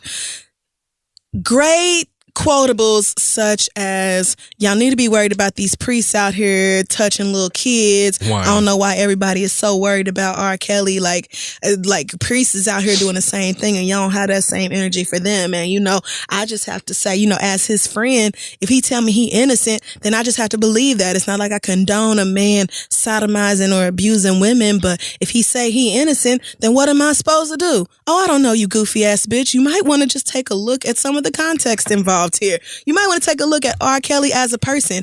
Don't sit up here and try to tell me that you truly believe with all your heart and soul that R. Kelly ain't touched none of them girls when we already have an extensive documented history about R. Kelly touching them damn girls. The evidence is all over the fucking place. Michael Avenatti done turned in, I think at this point it's 2 or 3 different tapes about these, and with, like you said, a 14-year-old girl who has made it clear that she is 14 years old. Yes. And R. Kelly is sexually assaulting her in this video. So I don't understand how someone who is supposed to care deeply for children could then turn around and free a man who preys on children. I don't get it. Valencia, She don't get it either. You one dizzy ass bitch. And I hope, oh girl, I truly hope everything you have at this point crumbles, girl. I hope you meet the same broke ass destiny that R. Kelly is facing right the fuck now. You're not getting your $100,000 back. I hope you had it to give. Perhaps you did. Maybe you making so much money off of this daycare that you can afford to do that. She was like, I'm not saying it's my money. I'm not saying it's his money. I'm saying he told me he's innocent. Girl, well, we know it's not his money. We know that because he would have been out the same fucking night. So we don't want to hear that, girl. The fact that the nigga spent multiple nights in jail meant he didn't have it and nobody around him had it or was willing to give it. So where the fuck did you come from? What I don't understand is why you didn't sit in the fucking suburbs, mind your business, and go tend to your daycare and your restaurant. That's what I don't understand. Why did you insert yourself in this, calling R. Kelly a friend? You met that nigga 5 months ago on a boat. That's what really gags me, because when I read this at first of all, I saw the whole, all the quotes and stuff before I saw what she did for a living, like what her business was. That came out So when I later. first read like her bullshit ass excuses, I'm like, why are you even talking to us? It's like, I was like, girl, we like nobody. I get the desire to like defend yourself, but sis, we don't know who you are and we don't care. Like, why are you even talking about us? So then when I saw this daycare thing, I'm like, oh, that is why you shook right now. Yeah. Sis, it's not looking good for you out here, and for you to be talking to anybody about how, oh, well, he's my friend and I believe what he's saying or whatever. You met this nigga 5 months ago on a boat. And it was probably something like, oh my God, R. Kelly, I love your music, blah, blah. And he was like, oh, someone else to take care of me. Like, right. Oh, another dumb bitch who gonna slide me some money when I need it. Friends, girl, 5 months ago. $100,000 worth of friendship? I know my super better than that. What are you talking about? Wow. Oh, what an idiot. Just a full out dumbass Valencia Love. I honestly hope that every single body who has their baby in your daycare removes them children before the week is up. and that you know bankruptcy personally and that you know her soon. That's what I hope for you. Last but not least, I said there was 2, but there's really 3 because today, Wednesday, was an absolutely shit show of a day in America. God in heaven. Nigga, I have been in front of the TV all day long watching Michael Cohen finally tell the truth, or what he claims to be the truth, in front of this committee. I have watched Republicans. I mean, what did he say that was hard to believe? Honestly, nothing. And that's the thing. First of all, your boy knew, first, he's a convicted liar. We all know you lied, sir. Mm-hmm. You lied in front of this very body. I mean, look at his job. So, right. I mean, yes. And you did it for a man who is awful. So you were certainly very good at lying. Yeah. But he came with the receipts to back his shit up. He stated over and over, you know, there's additional evidence. I'll be glad to get the rest of the check images from the bank. You know, these are just the 2 that I have. One from the trust, one from his personal account. Republicans over and over never once said, you know, I don't believe the things you're saying about Donald Trump, or, you know, why, or like even drilling down on any of it. Yeah, there was no challenging of that. No. Every time they talked, it was just more like, subverting, but you're a liar. Yeah. And he's like, yeah, I know. He eventually just was like, well, I'm just going to call this out and drag all over it. He did. He got to the point where it was like, I mean, yes, girl, I know I'm a liar. Yeah. That's why I'm here now. I admitted that already. I know I'm going to jail. It was Let's talk about what everybody wants to hear. Yes, it was a lot of points where I was simply... That shit was crazy. Cracking the fuck up because Republicans were getting so upset. Pissed! And they can't rattle this man. Like, I realized today during that hearing that Michael Cohen was a damn good lawyer, because at no point was he even remotely rattled by all of these white men turning red in the neck and hollering at him. When the black folks spoke up, then he started to get emotional. Oh, man. When I tell you, at one point, he told the Republicans, he said, look, I'm responsible for this. I'm responsible for the monkey ass way y'all are acting right now, because I did the exact same thing you're doing for 10 years for Donald Trump. And all I have to say is you might want to stop blindly following this fucking president before you follow me right into the fucking federal penitentiary. I mean, he put it pretty much just straight like that. This man says he has over 100 I'm assuming they're like voice memos or whatever, recordings, not tapes, of not just Donald Trump, but some of his other clients, which I think he only had 2 other clients, including Sean Hannity. So, of course, the Republicans were pissed that, you know, Sean Hannity's personal business may be coming out. And he was like, they were like, I'm just so appalled that you would just throw away attorney-client privilege and just turn over all that information. Like, that's not fair, blah, blah. And this man had to say, well, I mean, first of all, I've been disbarred, so not a lawyer anymore. Attorney-client privilege kind of out of the window, because also, girl, I have shit else to lose. Right, like it's not one goddamn thing. He kept like having to almost like reiterate to them, like you know that I know I'm getting the shit end of this. Like, I know I'm fucked in this situation. I have nothing to lose. Therefore, all of these facts. You know what I'm saying? I don't even.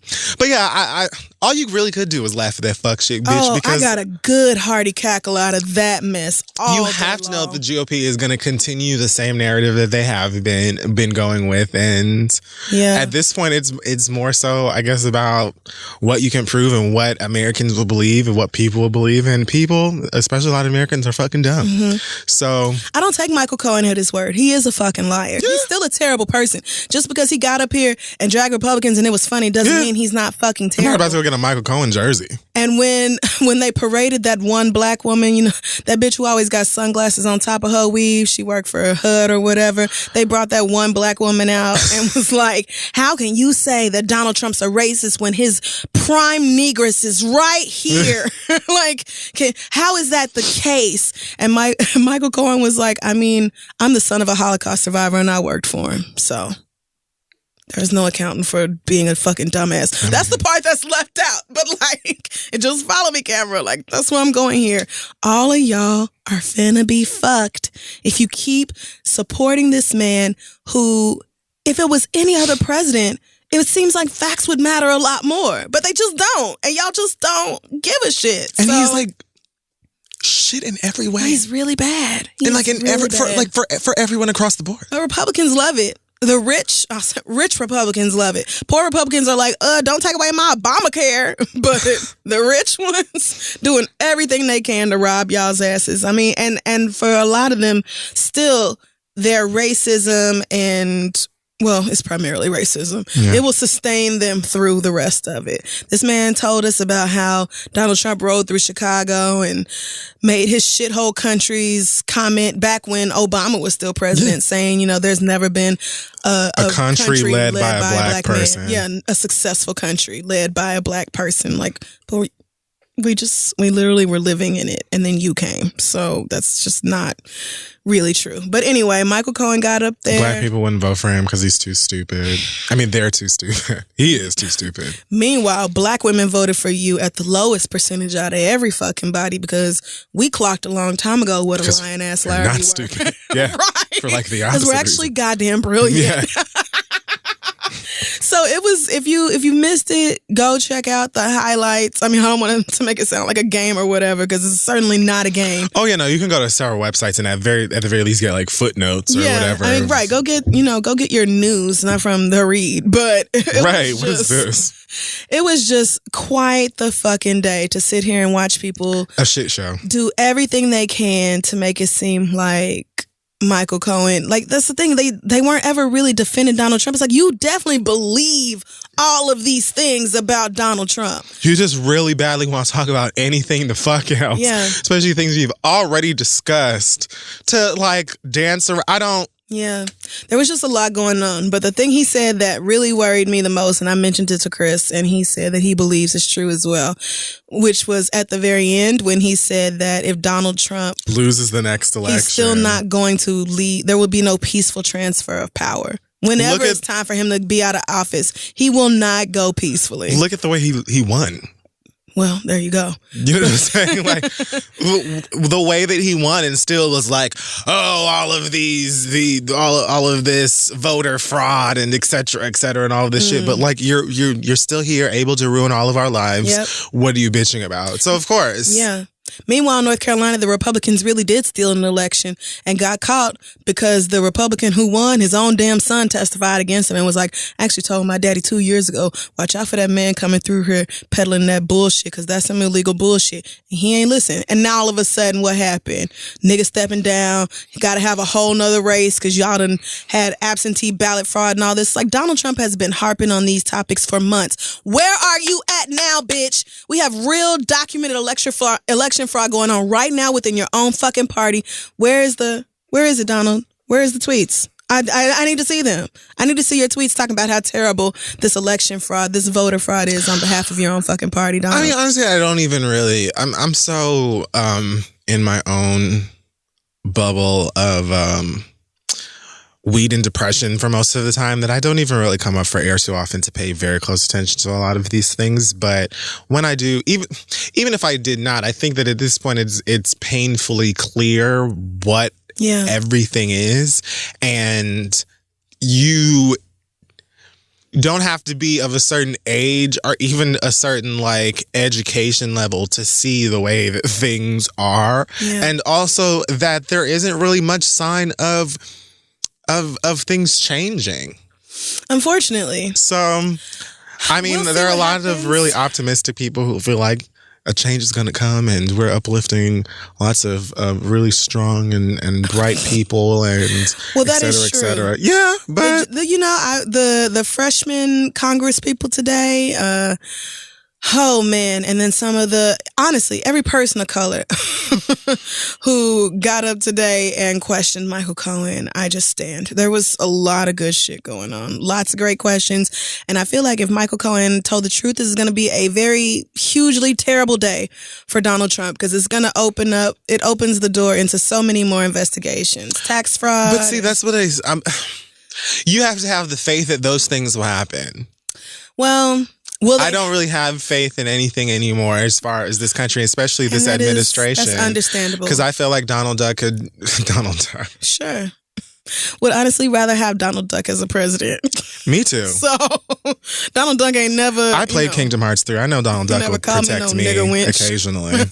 So, yeah, I just watched it all day today and just shook my head at the state of America. We got to get Donald Trump and all of his ilk the fuck out of here. But yes, I think that's it for me this week. That is going to wrap up this week's episode of The Read. Damn, feels like we've been in here for a very long time. Oh my God. Check us out at thisistheread.com. We're on social media at thisistheread. Thank you everybody who came out to our 6-year anniversary show last week. Had a ball. Thank you so much to LaKaylee47 for coming through and performing. Yes, that thank you so much, sis. So much. It was so wild to go backstage and she's like standing and I'm like, no girl, I came to stand for you. Like what? This is backwards, but you just bless the stage, sis. We love you and I'm just so here for you. So, yes. Oh, and thank you to Apple for featuring us in the App Store on Monday morning. That was a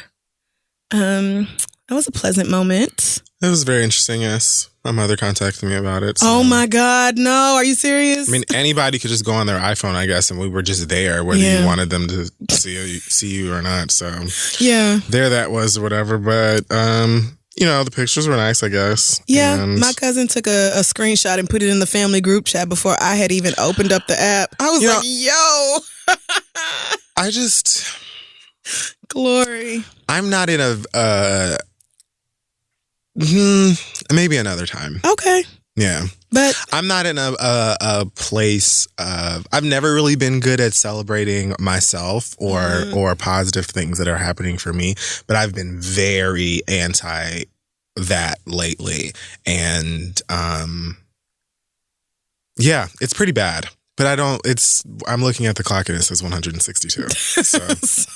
Yeah. Well, thank you again to Apple for reaching out and for doing that with us. It was an honor to work with your photographer and everything else. So do you have any other news this week? No. All right. Then I guess we are going to see y'all next week.